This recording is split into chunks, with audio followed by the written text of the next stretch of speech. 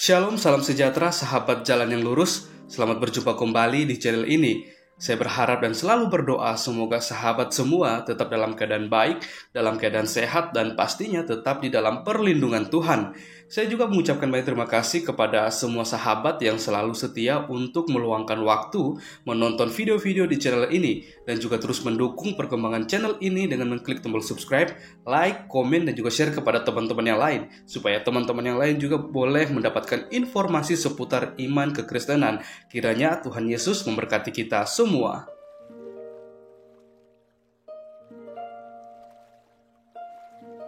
Sahabat yang diberkati dan dikasihi oleh Tuhan kita Yesus Kristus, di kesempatan kali ini kembali lagi kita akan bersama-sama menyaksikan atau menyimak suatu diskusi atau debat yang sangat menarik, di mana di dalam debat tersebut ada Ustadz Suma bersama dengan para apologet Kristen, dan kita akan melihat bagaimana mereka akan beradu argumentasi dengan data-data yang harusnya itu bisa dibuktikan kebenarannya. Dan lagi-lagi kita akan melihat bagaimana reaksi dari Ustadz Suma ketika setiap data yang dia bawakan semuanya itu bisa dibantah dan dipatahkan kebenarannya. Karena apa?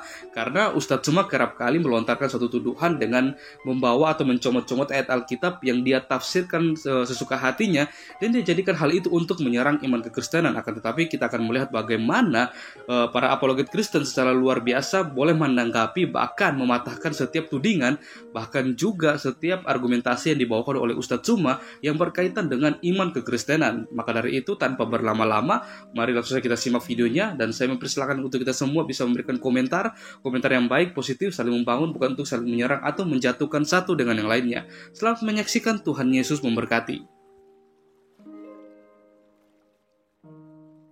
Ajaran Paulus, penyebab perbuatan dosa itu bukan ular. Penyebab dosa itu adalah Adam dan juga istrinya. Baca di dalam Roma 5 nomor 12. Jadi iblis terbebas dari perbuatan yang dilakukan terhadap Adam, oleh karena Paulus memproklamirkan kepada seluruh umat manusia bahwa yang menyebabkan manusia jatuh ke dalam dosa adalah perbuatan Adam dan Hawa. Iblis tepuk tangan dia, ongkang-ongkang kaki. Makanya ketika Paulus datang mengajarkan tentang dirinya, akulah rasul, aku yang paling terbagus di antara semua rasul-rasul, akulah yang harus engkau puji. Iblisnya tepuk tangan. Lanjut Paulus, lanjutkan Paulus, sesatkan semua umat manusia Paulus, biar mereka nantinya melanti sesuai dengan keinginanmu. Makanya Yesus mengatakan bahwa iblislah yang menjadi bapakmu dan kamu ingin melakukan keinginan-keinginan bapakmu. Itu tafsiran saya, didukung oleh data yang ada dalam kitab saudara. Dari mana kemudian Paulus mengajarkan bahwa yang terkutuk itu adalah Adam? Yang terkutuk itu adalah anak keturunan Adam. Sehingga harus ada yang terkutuk di atas tiang salib untuk melakukan kutukan, mematikan kutukan terhadap anak manusia. Sementara yang perlu Anda pahami, ajaran Tuhan melalui Nabi Musa dan nabi-nabi sebelumnya adalah ajaran yang diberikan sebagai jalan menuju kepada keselamatan. Kenapa dianggap sebagai kutukan oleh Paulus? Dengan mengatakan Yesus Kristus mati secara terkutuk disebabkan karena dosa waris. Siapa yang mewariskan dosa rupanya? Lalu kemudian Tuhan sudah mengambil imbas daripada perbuatan iblis. Apa itu? Iblisnya dikutuk. Kejadian 3. Itu saya tidak ngada-ngada. Kejadian 3 nomor 13. Dikutuk pelakunya. Kenapa kemudian Adam dan keturunannya yang difitnah? Oke, saya mendapatkan dosa. Oke, silakan. Silakan. Yang menggoda Adam dan Hawa jatuh dalam dosa itu adalah iblis. Maka iblis juga dikutuk karena menggoda Adam. Tetapi harus kamu tahu bahwa dosa itu terjadi di dalam tubuh manusia. Dan manusia itu adalah Adam. Maka semua manusia yang berasal dari benih biologis Adam memiliki hakikat yang sama dengan Adam. Karena sebenarnya dosa waris itu dengan dosa perbuatan dua hal yang berbeda. Karena dosa waris itu berbicara hakikat dosa. Contoh, ya supaya tahu. Dosa membuat manusia terpisah dari Allah karena Adam dihukum. Maka semua manusia setelah Adam itu terpisah dari Allah. Tidak bisa berjumpa langsung dengan Allah, tidak bisa menghampiri Allah. Yang kedua, manusia karena dosa itu seperti Adam mengalami maut. Karena memang upah dosa adalah maut. Maka Yesus datang untuk memberikan hidup kekal. Maka Yesus datang untuk mendamaikan manusia dengan Allah. Karena dosa, maka Adam dan Hawa takluk kepada iblis. Maka semua manusia yang benih biologis Adam dan Hawa itu takluk ke dalam otoritas iblis. Itu yang harus diketahui. Kemudian Adam dan Hawa diciptakan menurut gambar dan rupa Allah. Tetapi ketika dosa, mereka jatuh dalam dosa, gambar dan rupa Allah itu tercemar. Maka semua manusia yang lahir dari benih biologis Adam memiliki hakikat yang sama dengan Adam, mengalami kerusakan hakikat. maka di dalam Yesuslah manusia dibaharui. Jadi, dosa datang ke dunia kepada manusia itu melalui Adam. Karena tidak mungkin melalui iblis kepada manusia. Karena iblis itu hanyalah pemicu. Dia oknum di luar dari diri manusia. Dan dia sudah punya bagiannya, yaitu neraka. Di mana nanti kelak dia akan dihukum di sana. Jadi manusia jatuh di dalam dosa itu karena iblis betul. Tetapi dosa yang terjadi kepada manusia itu ada pada diri manusia. Maka ketika Yesus datang ke dunia, dialah yang harus menyelesaikan dosa itu. Karena dosa itu berbicara keterpisahan, berbicara ketundukan kepada iblis, berbicara mengalami maut, berbicara juga mengalami hakikat yang rusak. Ini yang harus dipulihkan oleh Yesus. Jadi kalau Paulus mengatakan bahwa iblis bapa dari segala pendusta, maka pendusta itu tentu adalah ajaran yang bertentangan dengan sejarah. Ajaran yang bertentangan dengan prinsip-prinsip Allah yang kudus. Prinsip-prinsip etika Allah yang kudus. Itulah ajaran iblis. Prinsip-prinsip surga yang kudus. Itulah ajaran-ajaran yang berasal dari dunia, dari setan-setan. Jadi itu yang perlu dipahami sama Bro Juma. Kalau kembali kepada kisah Rasul tadi, itu saya katakan itu konteks yang berbeda dengan surat 2 Korintus pasal 12. Karena kisah Rasul 16 itu berbicara Paulus dengan orang yang dipenuhi roh tenung. Sedangkan di kisah Rasul itu berbicara Paulus dengan jemaat yang sudah percaya. Jadi konteks pujiannya beda. Karena pujian yang pertama itu pujian yang mengganggu. Sedangkan di kisah Rasul di Korintus tadi itu Paulus itu direndahkan oleh sekelompok orang. Tapi dia katakan kamu harus memuji aku. Kenapa? Karena memang dia layak untuk dapat pujian. Tetapi bukan itu intinya. Karena kalau dibaca semua bukan seperti itu. 2 Korintus 12. Coba saya baca ya. Segala sesuatu yang membuktikan bahwa aku adalah seorang rasul telah dilakukan di tengah-tengah kamu dengan segala kesabaran oleh tanda-tanda dan mujizat dan kuasa. Artinya begini. Paulus mengatakan bahwa kalau dinilai dari apa yang aku kerjakan di tengah-tengahmu, maka aku layak kamu puji. Bukan berarti Paulus mengemis pujian, bukan. Tetapi dia ingin mengatakan bahwa apa yang sudah dilakukan, sebab dalam hal makanan kamu dikebelakangkan dibandingkan dengan jemaat-jemaat lain selain daripada dalam hal ini. Yaitu bahwa aku sendiri tidak menjadi suatu beban kepada kamu. Maafkanlah ketidakadilanku. Paulus itu tidak menjadi beban, karena dia tidak meminta-minta sumbangan. Sesungguhnya sekarang sudah ketiga kalinya aku siap untuk mengunjungi kamu, dan aku tidak merupakan suatu beban bagi kamu, sebab bukan hartamu yang kucari, melainkan kamu sendiri. Karena bukan anak-anak yang harus mengumpulkan harta untuk orang tuanya, melainkan orang tua untuk anak-anaknya. Paulus tidak mau meminta-minta harta, apalagi merampok, apalagi memerangi orang untuk mendapatkan harta, tidak ada. Karena itu aku suka mengorbankan milikku, bahkan mengorbankan diriku untuk kamu. Perhatikan ini. Karena itu aku suka mengorbankan milikku, bahkan mengorbankan diriku untuk kamu. Jadi jika aku sangat mengasihi kamu, masakan aku semakin kurang dikasihi? Ini pernyataan Paulus yang luar biasa. Baiklah, aku sendiri tidak merupakan suatu beban bagi kamu. Tetapi kamu katakan dalam kelicikanku aku telah menjerat kamu dengan tipu daya. Jadi pernahkah aku mengambil untung daripada kamu oleh seorang dari antara mereka yang kutus kepada kamu? Ada orang menuduh Paulus itu licik. Ada orang menuduh Paulus itu melakukan hal yang tidak pantas. Tetapi Paulus mengatakan, apakah betul apa yang dikatakan orang itu kepadaku? Buktinya apa? Aku berbuat banyak hal kepada kalian. Itu kan dikatakan Paulus di sini. Memang aku telah meminta dan seterusnya banyak. Jadi itu konteks yang berbeda, bro. Berbicara dosa waris itu bukan ajaran Paulus. Dosa waris itu artinya itu kenyataan hidup manusia setelah manusia jatuh dalam dosa. Dan Yesus datang untuk menyelesaikan itu. Jadi gini, saya sedikit sampaikan. Perbuatan dosa itu mencuri. Tetapi hakikat dosa itu artinya apa? Apa yang mendorong, apa yang menjadi penyebab manusia itu melakukan pencurian. Itu bedanya dosa dengan hakikat dosa. Silakan, mau tanya apa lagi? Oke. Saya tidak akan bertanya ya. Saya hanya ingin mengatakan bahwasanya kalau saudara menganggap bahwasanya apa yang saya uraikan di awal itu adalah sesuatu penafsiran keliru dan salah konteks. Ingat, saudara Erben. Orang-orang Yahudi diceritakan dalam kitab saudara, Kisah Para Pewarta 21 nomor 28. Di situ mereka berseru, "Hai orang-orang Israel, please, ya, tolong. Inilah orang yang di mana-mana mengajar semua orang untuk menentang bangsa kita dan menentang hukum Taurat di tempat ini. Dan sekarang ia membawa orang-orang Yunani pula ke dalam bait Allah dan menajiskan tempat suci kita." Ini orang-orang Israel diseru kalau Paulus itu adalah penyesat. Mereka mengatakan Paulus ini adalah penyakit sampar. Boleh Anda baca di Kisah Para Pewarta 24 nomor 5. Sedangkan di dalam kitab saudara diceritakan seperti apa yang saya uraikan tadi, bahwasanya justru Paulus ini, ya, di tempat yang lain diceritakan justru iblis yang menjadi pendukungnya. Orang-orang ini, Paulus in the gang, adalah hamba Theos yang maha tinggi. Mereka memberitakan kepadamu jalan kepada keselamatan. Keselamatan yang mana ini? Sehingga kalau saya analogikan, Paulus seakan-akan mengatakan, "Shh, diam, jangan ribut." Kenapa saya mengatakan seperti itu? Karena memang kata Yesus, waspada terhadap seseorang yang datang di tengah-tengah kamu. Nah, lalu kemudian ketika saudara mengatakan ada kutukan, sehingga kemudian harus ada yang menebus. Saya katakan kepada saudara, kalau di dalam kitabnya orang Yahudi, jelas bahwa yang dikutuk kemudian itu adalah iblis, ular. Pengakuan Hawa dan Adam juga mereka tergelincir karena iblis. Tapi pengakuan Paulus dituduhkannya kemudian kepada Adam dan Hawa. Anda membuat semua narasi. Padahal Tuhan menyatakan di dalam Kejadian 5 nomor 2, laki-laki dan perempuan yang diciptakan Tuhan itu, mereka diberkati. Lalu mereka diberi nama manusia. Pada waktu mereka diciptakan, mereka sudah diberkati. Adam diberkati. Lalu kemudian Adam bertaubat, dia diampuni. Coba, berarti tidak ada dosa lagi terhadap dia. Lagian dosa yang dilakukan oleh Adam adalah dosa-dosa dia sendiri. Kenapa harus keturunannya? Siapa yang mengatakan bahwa keturunannya juga mewarisi dosa?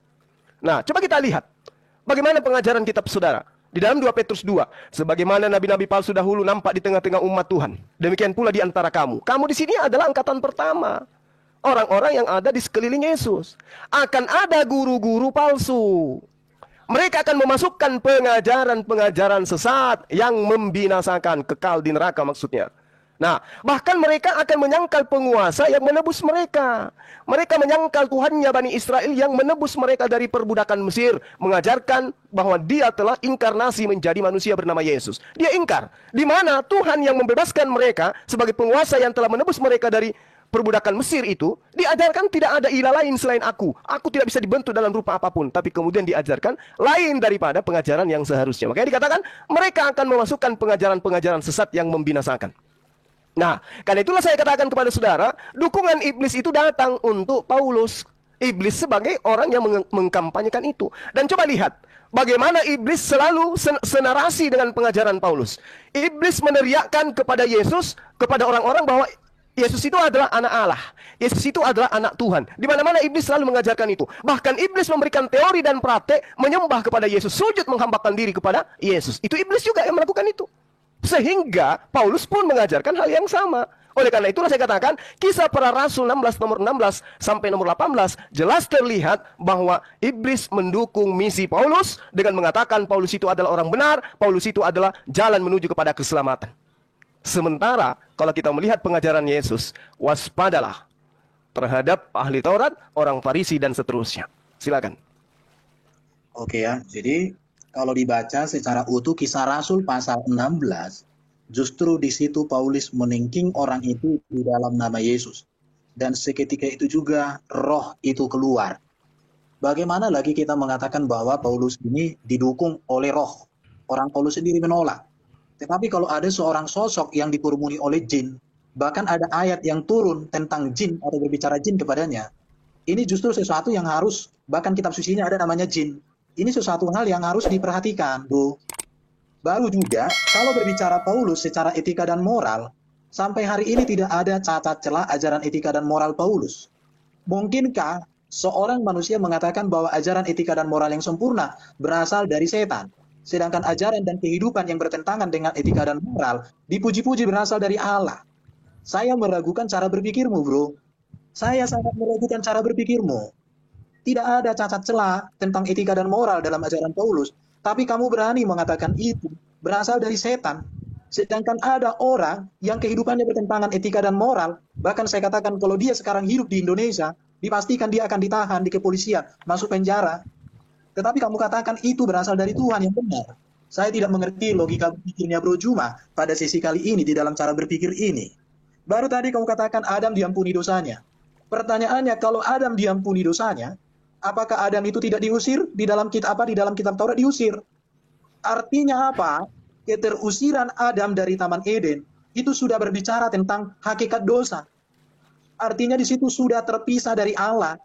Dan semua manusia sejak Adam sampai sekarang ini, tidak ada yang bisa berjumpa, tidak ada yang bisa berbicara langsung lagi, sudah terpisah. Karena hakikat dosa itu. Baru yang berikut, akibat dari dosa itu memang diampuni. Tetapi konsekuensi dosa itu apa? Mati. Apakah Adam tidak mati? Mati dia. Itu buktinya bahwa hakikat dosa itu terjadi pada dia. Upah dosa adalah maut. Apakah Adam tidak mengalami kerusakan secara naturnya? Rusak. Kenapa? Karena ketika dia jatuh dalam dosa, dia mempersalahkan istrinya. Ketika dia jatuh dalam dosa, dia tidak lagi seperti waktu pertama kali diperjumpakan dengan istrinya. Ketika jumpa dengan istrinya pertama kali, ini dari tulangku, daging dari dagingku. Tetapi setelah jatuh dalam dosa, wanita yang kau berikan di sisiku, dialah yang memberikannya kepadaku, menyalahkan. Seharusnya dia sebagai seorang suami gentle, mengakui bahwa dia gagal, karena firman Tuhan itu disampaikan kepadanya. Dia gagal memperhatikan istrinya, harusnya gentle. Jadi di sini bro, yang harus disampaikan lagi sama bro itu, jadi dosa itu bukan sekedar perbuatan mencuri, membunuh, berzina, bukan. Dosa itu berbicara tentang keterpisahan dengan Allah. Dosa itu berbicara ketundukan manusia di dalam otoritas iblis. Dosa itu berbicara manusia mengalami maut, kematian. Dosa itu berbicara tentang hakikat manusia yang rusak. Dan inilah yang mau diselesaikan, dikerjakan oleh Yesus. Maka di dalam Yesus manusia menang atas iblis. Dibuktikan oleh Yesus. Di dalam Yesus manusia menang atas maut. Maka Yesus naik ke surga, menyediakan tempat. Yesus berkata, aku kebangkitan dan hidup. Di dalam Yesus manusia yang rusak dibaharui. Maka dikatakan siapa ada di dalam Yesus Kristus, ia ciptaan baru, yang lama berlalu. Sesungguhnya yang baru sudah datang. Di dalam Yesus segala sesuatu yang terbaik disediakan oleh Allah. Tadi bro mengutip di dalam 2 Petrus tentang nabi-nabi palsu. 2 Petrus tadi bro kutip. Bro lupa bahwa yang menyatakan bahwa Rasul Paulus seorang pengajar dan penulis kitab suci yang benar, itu adalah Petrus sendiri. Bro cuma mengatakan bahwa Petrus berbicara nabi-nabi palsu. Tetapi pada kesempatan yang sama, Petrus justru memuji-muji Paulus bahwa ajaran Paulus itu adalah kebenaran yang sejati. Artinya apa? Berarti kalau ada teguran daripada Petrus tentang nabi palsu, sudah pasti itu bukan Paulus.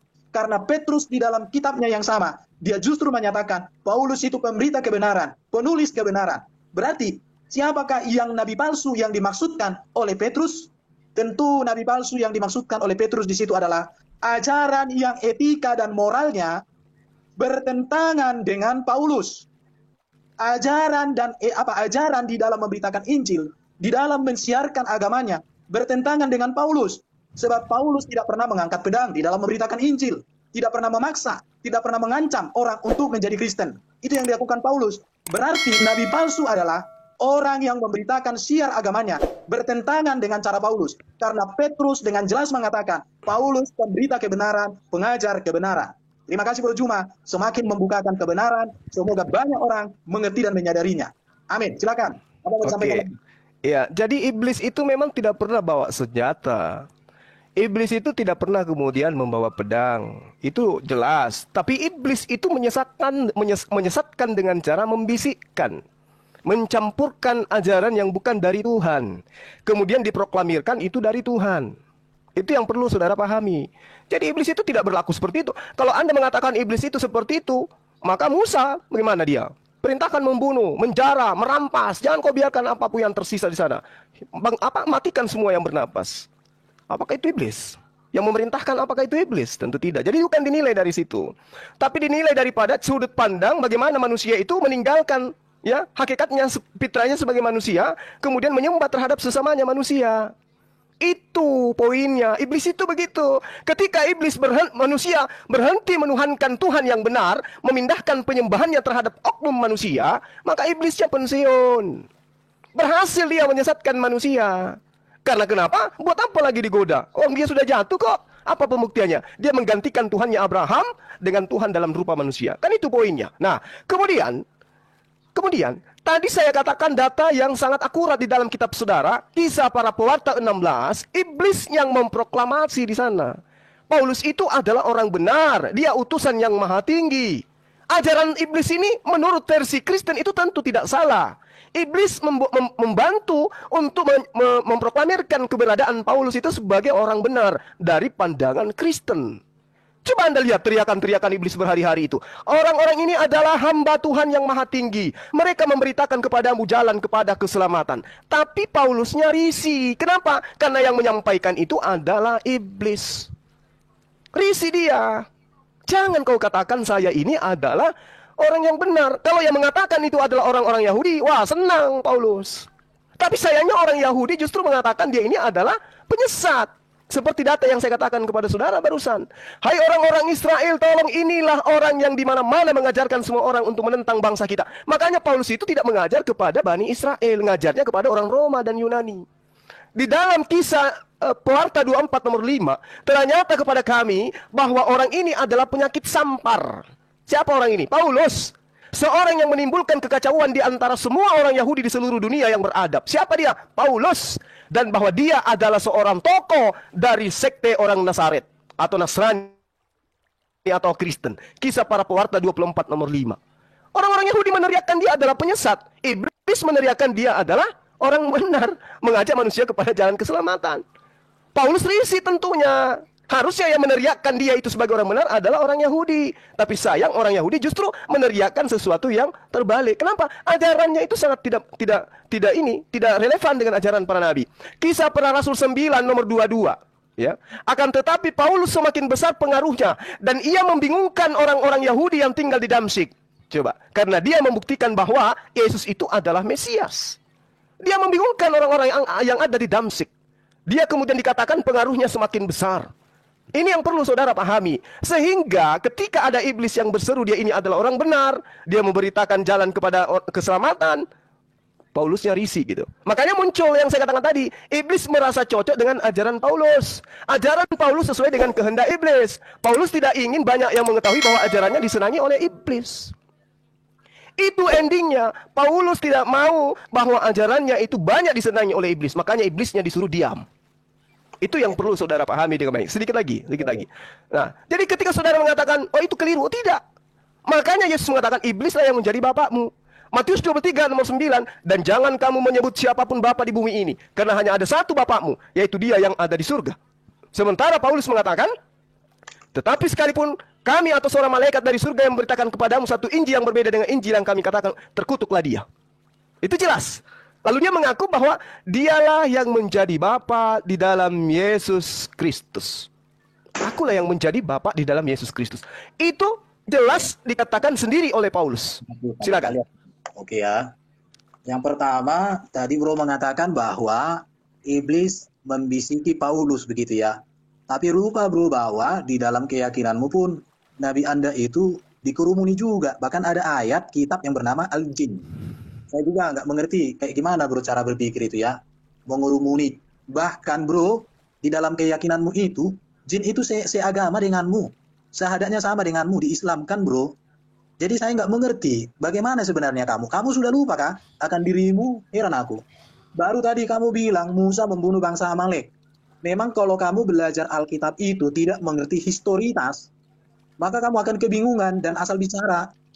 Itu masalahnya, kamu tidak mengerti historitas sejarahnya. Saya mau kasih tahu sama kamu, karena memang Quran kan bukan kitab sejarah. Quran itu kan hanya kitab yang ada mengatakan puisi. Ya, udah pernah dibahas Ibu Sofi sama Ustadz Wafin aja itu. Kitabmu itu bukan kitab historis. Bahkan kemarin barusan kau katakan kitabmu itu kitab independen. Kenapa Musa membunuh bangsa-bangsa di tanah Kanaan? Yang pertama kamu harus tahu bahwa panggilan Israel, yaitu panggilan berkat dan panggilan kutuk. Mereka dipersiapkan oleh Tuhan 400 tahun di Mesir untuk menjadi berkat bagi bangsa-bangsa, sekaligus menjadi kutuk bagi bangsa-bangsa. Bangsa Kanaan itu sebenarnya ditawarkan berkat oleh bangsa Israel. Tapi mereka menolak Israel, bahkan mereka memusuhi Israel. Karena mereka menolak berkat yang ditawarkan oleh bangsa Israel, maka mereka layak untuk dihukum. Bahkan 400 tahun lebih, Allah Israel memberikan kesempatan kepada bangsa-bangsa Kanaan itu untuk bertobat. Tapi mereka tidak bertobat sampai datang bangsa Israel umat pilihannya. Mereka juga menolak. Karena itu maka mereka dihukum. Sebenarnya hal ini tidak membingungkan bagimu kalau kamu mengingat kisah Nuh. Kisah Nuh di dalam kitabmu itu juga membunuh manusia. Yang diselamatkan kalau di Alkitab itu 8 orang. Kalau di kitabmu kayaknya lebih dari 8 orang. Gak sesuai dengan data Yahudi. Baru di dalam kitabmu itu pun sebenarnya kalau kau ingat kisah Lot, itu membunuh satu kota Sodom Gomora itu, 2 kota Sodom Gomora. Kenapa? Karena memang di sana moral. Bahkan itu didatangkan api dari neraka. Dan bagimu kayaknya ada itu, Nabi Lot, ada di dalam keyakinanmu. Jadi sebenarnya kamu ini berbicara memang keluar dari ketidakpengetahuan Bro Juma. Baru tadi kau katakan bahwa iblis itu menyuruh untuk menyembah manusia. Orang Kristen menyembah Yesus bukan sebagai Bapa di sorga, bro. Orang Kristen menyembah Yesus sebagai Mesias. Bahkan orang Kristen menyembah Yesus untuk kemuliaan Allah Bapa. Kenapa? Karena penyembahan kepada Allah Bapa itu melalui Yesus. Kau bilang tadi menuhankan manusia, menggantikan Tuhan Abraham. Kamu salah. Ini mungkin sudah kesekian puluh kali saya berbicara sama Bro Juma. Beda Tuhan dengan Allah. Kenapa nggak pernah update terus Bro Juma? Aku heran lihat kamu. Udah berapa kali ku bilang bahwa Allah itu God, Theos. sedangkan Tuhan itu adalah Lord, Kurios. Jadi Yesus itu adalah Lord, Kurios. Kurios yang di bumi, di surga sebagai penguasa. Makanya orang Kristen beriman kepada Yesus. Jadi penyembahan orang Kristen kepada Yesus bukan menggantikan posisi daripada Allah Abraham, Ishak dan Yakub, bukan. Justru penyembahan kepada Yesus itu menegaskan ketundukan kepada Allah Bapa di surga. Karena Bapa di surga mengatakan bagaimana? Barang siapa menghormati Yesus, menghormati Bapa. Barang siapa menghormati Bapa, menghormati Yesus. Kenapa? Karena hanya melalui Yesuslah manusia berkenan kepada Bapa. Hanya melalui Yesuslah penyembahan yang benar kepada Bapa. Hanya melalui Yesuslah manusia mengerti isi hati Bapa. Di situ. Baru tadi bro, kau bilang tadi kisah 16, itu Rotenung membantu Paulus. Tetapi jangan lupa ya, dalam satu peristiwa, iblis pun pernah mengakui, Yesus anak Allah. Apakah engkau mau membinasakan kami? Yesus mengaku apa? Iblis mengakui bahwa Yesus itu anak Allah. Artinya dia datang dari Allah, dia firman Allah. Diakui. Tapi bedanya adalah, iblis itu tidak pernah tunduk, tidak mau menyembah, tidak mau mengagungkan. Dia tahu. Sama seperti Rotenung yang ada di kisah Rasul tadi. Dia tahu bahwa Paulus itu pemberita kebenaran.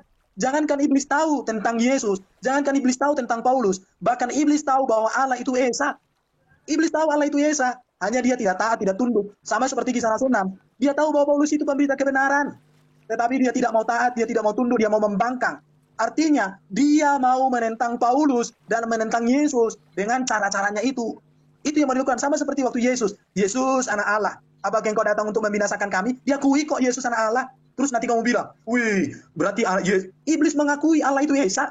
Makanya bagi orang Kristen, kalau ajaran hanya mengatakan Allah itu Esa, titik. Nggak beda dengan iblis, bro. Itu ada di Yakobus atau Petrus itu ya. Baru tadi kamu katakan di sini, kisah Rasul 24 ayat 5, dikatakan di sini, mirip, ya, Paulus itu kan disebut membuat kerusuhan, kamu bilang. Ini saya katakan orang-orang yang di kisah Rasul 24 ayat 5, saya katakan ini orang-orang seperti FPI. FPI itu orang yang fanatik dengan keagamaannya. Tapi kalau ada orang Kristen beribadah, digangguin, dilempari, bahkan ada itu putar musik. Seperti itulah orang-orang Yahudi yang ada di kisah Rasul 24:5. Karena Paulus itu memberitakan kebenaran dengan luar biasa. Banyak orang percaya, banyak orang bertobat. Akhirnya mereka-mereka yang fanatik agama itu secara sempit, secara buta seperti FPI, akhirnya mereka protes, mereka marah, mereka mau menghancurkan Paulus. Seperti FPI melakukan gereja di masa kini. Baru kisah Rasul 9 kita dikatakan, orang Yahudi bingung. Kenapa orang Yahudi bingung ketika Paulus memberitakan Injil? Karena tadinya Paulus itu seorang pemberita ajaran Taurat dengan gigi. Bahkan orang-orang yang menentang hukum Taurat secara ketat itu dibunuh sama Paulus, diusir bahkan orang-orang Kristen. Tetapi sekarang tiba-tiba dia bertobat, tiba-tiba dia berubah. Akhirnya orang-orang jadi bingung. Sama seperti Bro Juma. Kalau Bro Juma tiba-tiba sekarang jadi percaya Yesus, menjadi muridnya Erben kamu, sama-sama kita memberitakan Injil. Semua murid-murid di dunia ini jadi bingung. Apa ini si Juma ini? Sekarang kok jadi sama dengan Erben, memberitakan Yesus Kristus mereka ini. Bingunglah semua para viewermu itu bro. Bingung mereka. Tadinya Juma ini penghujat, tadinya Juma ini kurang ajar sama orang Kristen, dimaki-maki, diputar balikan. Sekarang si Juma jadi pemberita Injil. Semoga kau seperti Paulus bro. Masih ada pintu buatmu bertobat. Karena Paulus tadinya bukan hanya menghina Yesus, bukan hanya menghina orang-orang Kristen, tapi dibunuh, dipotong, dihajar, dipenjarakan orang-orang Kristen. Tiba-tiba Paulus itu bertobat. Bingunglah semua orang. Dan saya percaya Papa Juma juga, kalau kau malam hari ini bertobat, masih ada kesempatan buatmu, maka seluruh Indonesia yang mengikuti perdebatan di dunia ini bingung. Kenapa? Karena Juma bertobat. Haleluya. Iya, jadi gini, pertama saya mengucapkan terima kasih banyak ya. Anda sudah mengakui Paulus ini awal karirnya kemudian minta disanjung, minta dipuji, setelahnya adalah melakukan penganiayaan terhadap murid Yesus. Sangat disayangkan, saudara, karena Yesus justru mengatakan penyesat itu akan mengawali karirnya dengan cara membunuh murid-muridnya. Anda bisa baca di dalam Lukas 21 nomor 12. Jadi itu digenapi oleh pendiri agama saudara.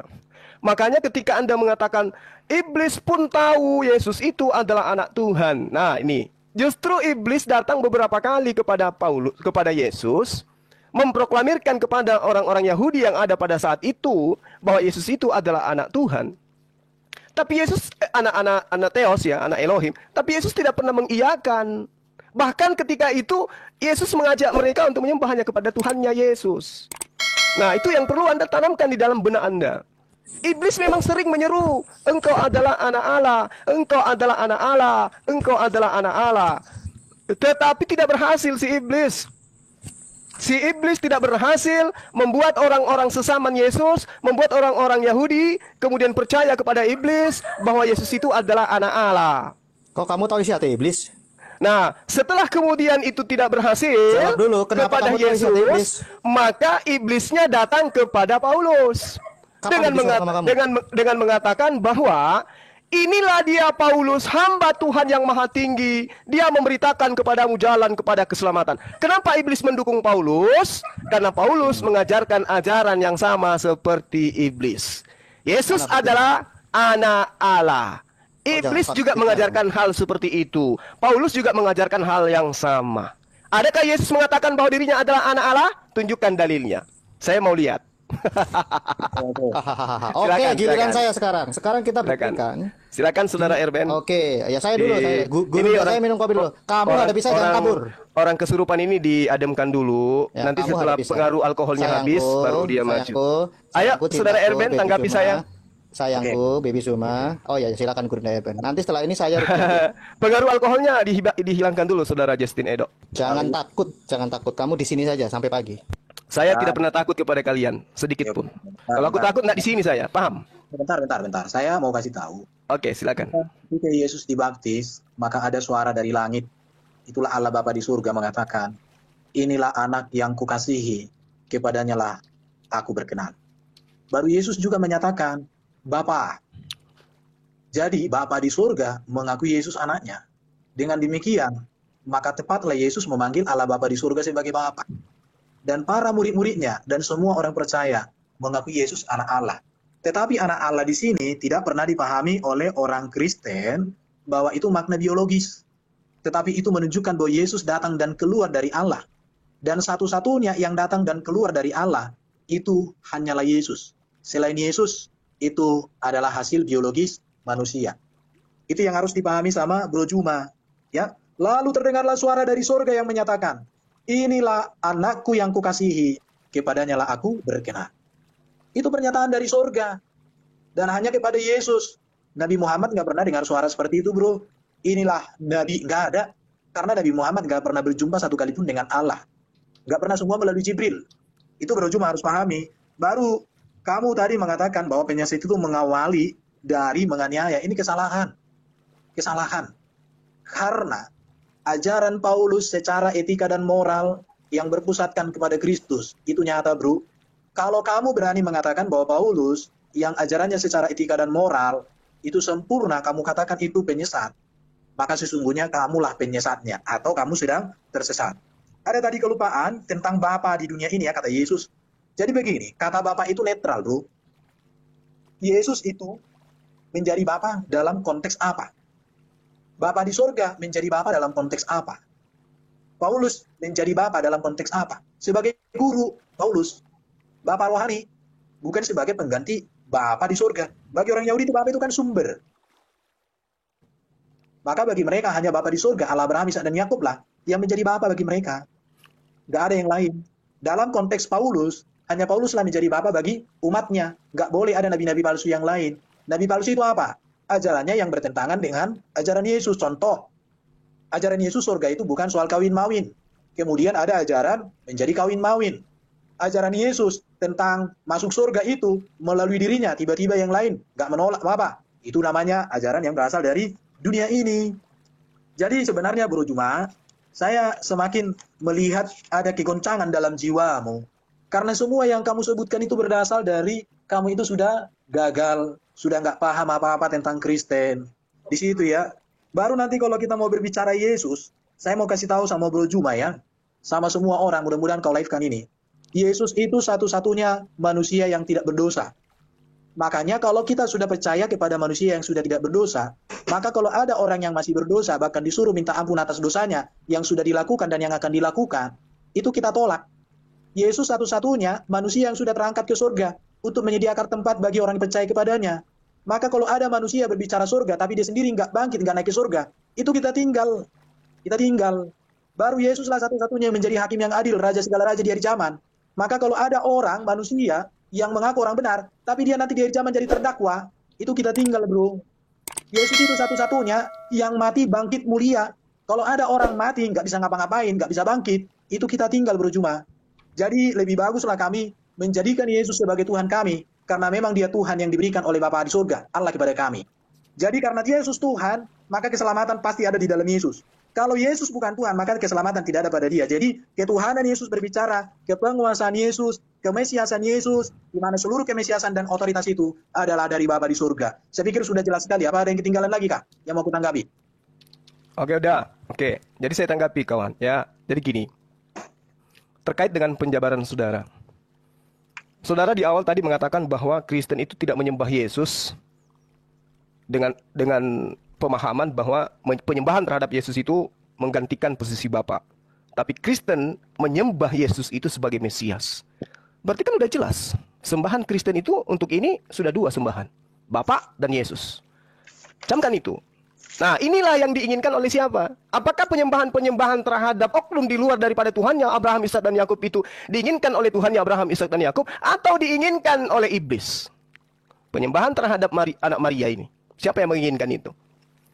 Itu yang pertama. Kemudian ketika saudara mengatakan penyesat itu, nabi palsu itu tidak bertentangan dengan ajaran Yesus, tunjuk satu ajaran Paulus yang tidak bertentangan dengan ajaran Yesus. Yang mana itu?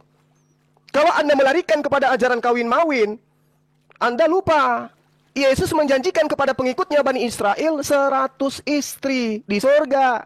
Buat apa istri 100 itu? Buat apa? Untuk cari kutu? Nggak mungkin.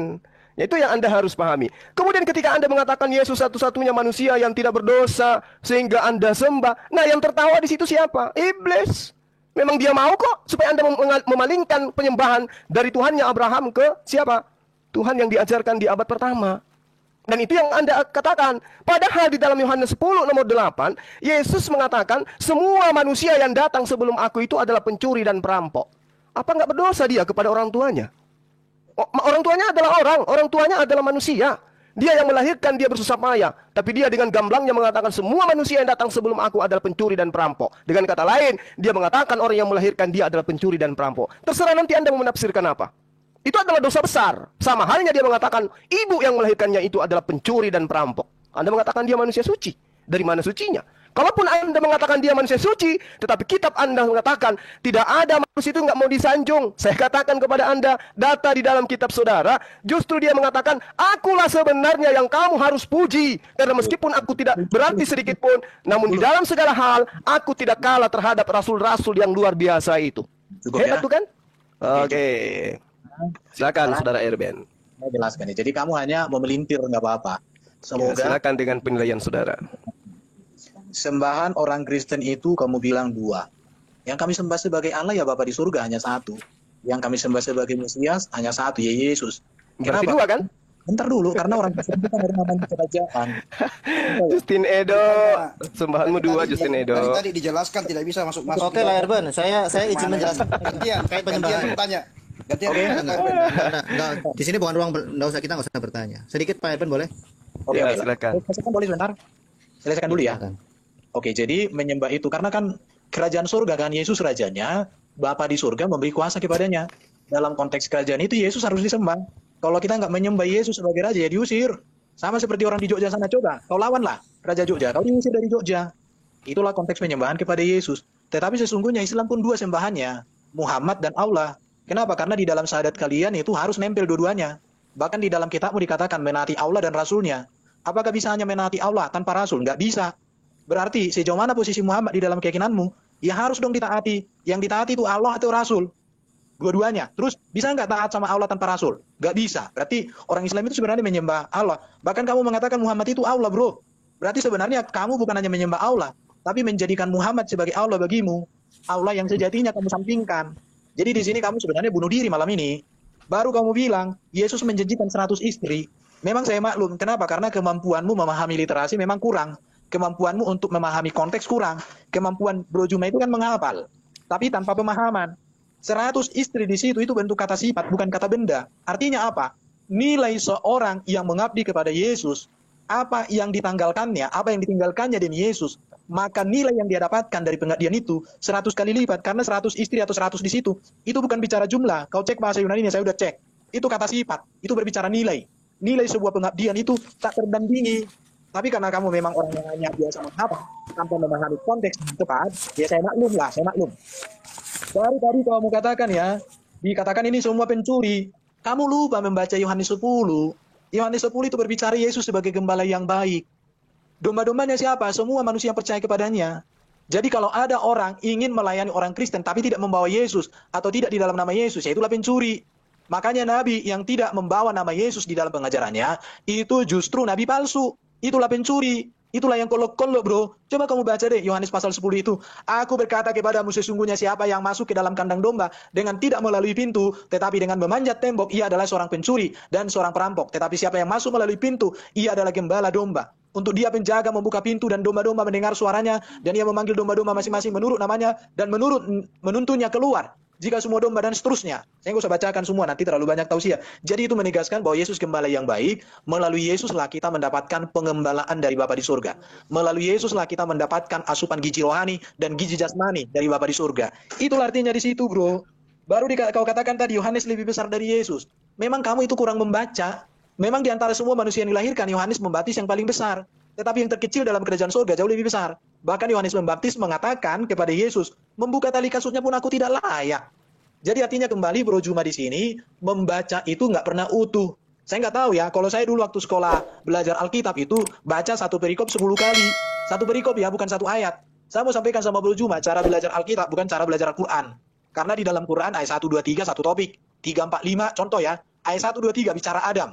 Tiba-tiba nanti 4, 5, 6 akhir zaman. Itu nggak nyambung, bro. Kalau Alkitab itu enggak. Ayat 1, 2, 3, 4, 5, 6 bisa 10 satu konteks. Jadi harus dilihat perikopnya. Itu yang harus. Baru kau katakan tadi, iblis sanjung-sanjung Paulus. Tapi kamu nggak pernah berpikir kalau jin itu mengurumuni Nabi Muhammad. Itu ada di dalam Al-Jin. Itu yang dibahasakan oleh MKC itu. Bahkan kemarin aku sama siapa itu, ada orang muslim mengatakan memang betul itu. Ya tapi ya susah, bro, kalau aku ngomong kayak gitu nanti kau bilangin macam-macam lagi. Ada kok surah Al-Jin dalam Quran, bro. Dan itu berbicara memang, bahkan ada siapa kemarin itu, ada orang muslim. Saya nggak rekam aja, dikatakan begini. Ketika surat itu turun, maka semua jin di seluruh dunia datang. Mengumpul kepada seseorang itu. Kemudian dibacakanlah surat itu katanya. Jadi saya makin bingung dengan Bro Juma. Sebenarnya kamu semakin menyerang Paulus, tetapi secara tidak langsung, kamu menggerogoti akidahmu sebenarnya, bro. Iya, kamu menggerogoti akidahmu sebenarnya. Tapi memang begitulah, bro. Bro Justin, apa mau kesampaikan, bro? Silakan. Saya pikir saya cukup. Terima kasih. Saya mau bahas statement Zuma tadi yang mengatakan ajaran iblis adalah ajaran Paulus. Logika dia mengatakan, kesimpulan dia mengatakan bahwa 100 istri di sorga itulah ada ajaran iblis. Ini namanya maling teriak maling, tapi malingnya goblok. Ya, kau secara tidak langsung ingin mengatakan bahwa ajaranmu itu ajaran iblis. Jangan emosi. Kelihatan iblismu nanti, santai. Sudah. Relax. Santai. Iblismu kelihatan nanti ya. Tutup mulut dulu, duduk di pojokan. Oke ya. Kita Biar ini judulnya adalah Zuma belajar Alkitab ya, karena dia tidak mampu mewartakan Bible. kesempurnaan. Jangan kayak iblis suka nyesat-nyesat. Biblos. Jangan Alkitab. Kejang. Baru pasang baru dengan biblos. Sebentar. Baru pasang. Nanti kalau saya tanya apa terjemahannya Alkitab sesuai dengan bahasanya, bingung nanti. Ya, silakan. Biblos. Bro. Coba Bang Bro diam dulu. Sudah? Oke, saya baru menggunakan jurus mengkepret kunyuk sudah panas-panas. Oke. Iblisnya jangan dibawa-bawa, santai, relax. Jangan nyerang-nyerang gitulah, santai. Sudah? Pelan. Bro, Santai. Kayak Erben tadi, ya jangan bawa iblis Sudah? ke sini. Oke. Sudah? Oke. Saya ingin bahas ajaran iblis ya. Mengapa Zuma itu sangat membenci ajaran Paulus? Karena jelas Paulus menjadi antitesis bagi junjungannya itu. Ya, saya akan jelaskan ya. Apa yang Rasul Paulus ajarkan tentang ajaran palsu sudah dijelaskan oleh para rasul yang lain. Di Matius 7 ayat 15 dikatakan sampai 20 ya, waspadalah terhadap nabi-nabi palsu. Ini Yesus yang mengatakan ya, yang datang kepadamu dengan menyamar seperti domba, tetapi sesungguhnya mereka adalah serigala yang buas.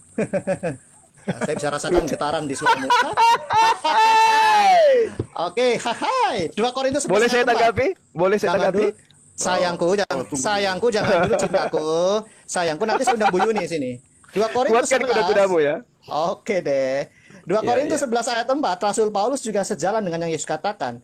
Rasul Paulus mengatakan di 2 Korintus 11 ayat 4, sebab kamu sabar saja jika ada seorang datang memberitakan Yesus yang lain daripada yang telah kami beritakan. Ya, atau memberikan kepada kamu roh yang lain daripada yang telah kamu terima, atau Injil yang lain daripada yang telah kamu terima. Kalau bicara Yesus yang lain, tanyakan pada rumput yang bergoyang. Yang jelas bukan Yesus lahir di pohon kurma atau Yesus keponakan Musa. Galatia 1 ayat 8 ya. Nah, ini penting nih, ini kesukaan Zuma nih. Tetapi sekalipun kami, para rasul mengatakan seperti itu, atau seorang malaikat dari surga yang memberitakan kepada kamu suatu Injil yang berbeda dengan Injil yang telah kami beritakan kepadamu, terkutuklah dia. Tegas Paulus. Memberitakan siapa nabi palsu, siapa rasul palsu. Yang jelas kerasulan dari Paulus tidak berdiri sendiri. Rasul Paulus tidak bertapa atau rekreasi ke gua, kemudian dicekek oleh malaikat dan dia pergi, kemudian dia memberitakan, aku rasul, aku nabi. Tidak seperti itu. Kerasulan Paulus dikonfirmasi oleh para rasul yang lain dan dikonfirmasi oleh Yesus Kristus sendiri. Tidak berdiri sendiri. Pertanyaannya, siapa saksi yang meneguhkan kerasulan Muhammad selain dirinya sendiri? Kamu jawab. Tapi nanti, ya, saya akan bicara tentang Udah. apa yang belum sayangku, cintaku. Belum saya tabahkan hatimu. Tabahkan hatimu. Sales promosi produk, tapi nggak paham sendiri produknya apa yang dijual. Udah. Sama Ji itu Bung, sama semua. Produk sales. Kamu juga sales kok. Oke, giliran saya ya. Belum sayangku, sahabat sayangku. Takut Sayangku, sekali. cintaku. Baby Zuma. Ya udah kalau sahabat gitu saya Zuma. tiduran aja dulu. Oke, lanjut. Tidur dulu. Ini ahli kitab sedang menjelaskan. Titus 3 ayat 10. Ya, bicara tentang bidat. Nah, bidat itu artinya menyimpang. Contohnya penyimpangan seksual. Nah, itu menyimpang nggak boleh. Nah, ajaran-ajaran bidat salah satunya ya, yang katanya berusaha menyempurnakan tapi salah menyinggung. Yang mengatakan bahwa Tritunggal, Trinitas itu adalah Isa, Maryam, dan Allah. Loh, ajaran Kristus tidak ada yang seperti itu. Lalu moncongnya diarahkan ke siapa ini? Nah, kemudian mengatakan bahwa Isa dan malaikat Jibril dan Allah adalah 3 misalnya. Itu dari mana? Jadi moncong ajarannya juga sudah salah mengarahkan kepada Kristen. Dan kamu salah komal, kamu salah TikTok. Oke? Terkait masalah ajaran palsu. Mengapa Zuma sangat membenci Paulus? Karena di sini Paulus menjadi cermin bagi dirinya sendiri. Jelas, nabi palsu dan ajaran palsu sudah dikatakan oleh para rasul, termasuk Paulus di situ. Bahkan Yesus sendiri menjelaskan tentang rupa-rupa angin pengajaran. Memalsukan ajaran di Matius 24. Akan saya bacakan ya. Di sini belajar membaca Alkitab dan mengerti Alkitab. Matius 24 ayat 24. Nah ini, sebab Mesias palsu dan nabi palsu akan muncul. Dan mereka akan mengadakan data dan mujizat. Sehingga mungkin mereka menyesatkan orang-orang pilihan banyak, orang pilihan juga. Oke, ini poinnya sangat menarik. Terkait kesalahan Zuma, Abdul Zuma mengatakan bahwa Muhammad dipantas menjadi Mesias berdasarkan Yesus sampai Zuma mengatakan Udah ya, bahwa kelamaan. Ini bukan gereja. Pada Isa. Suaranya Bro Justin kurang bagus, diperbaiki dulu. Ya, giliran Jadi, saya dong. Mesias Oke. pun mau Sales.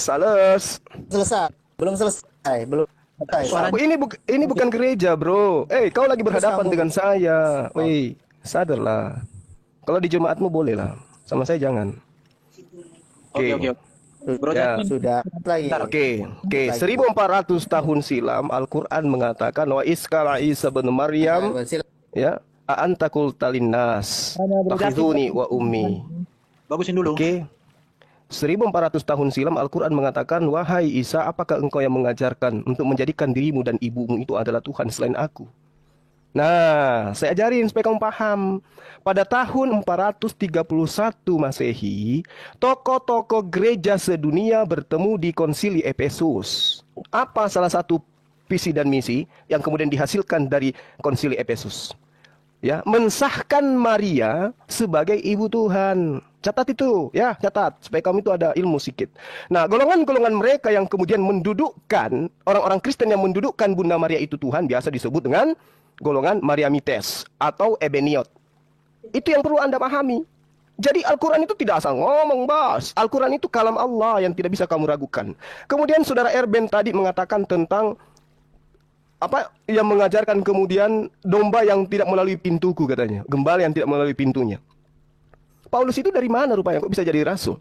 Kapan Yesus memberikan legitimasi agar dia menjadi rasul? Di mana ajaran Yesus yang mengatakan itu?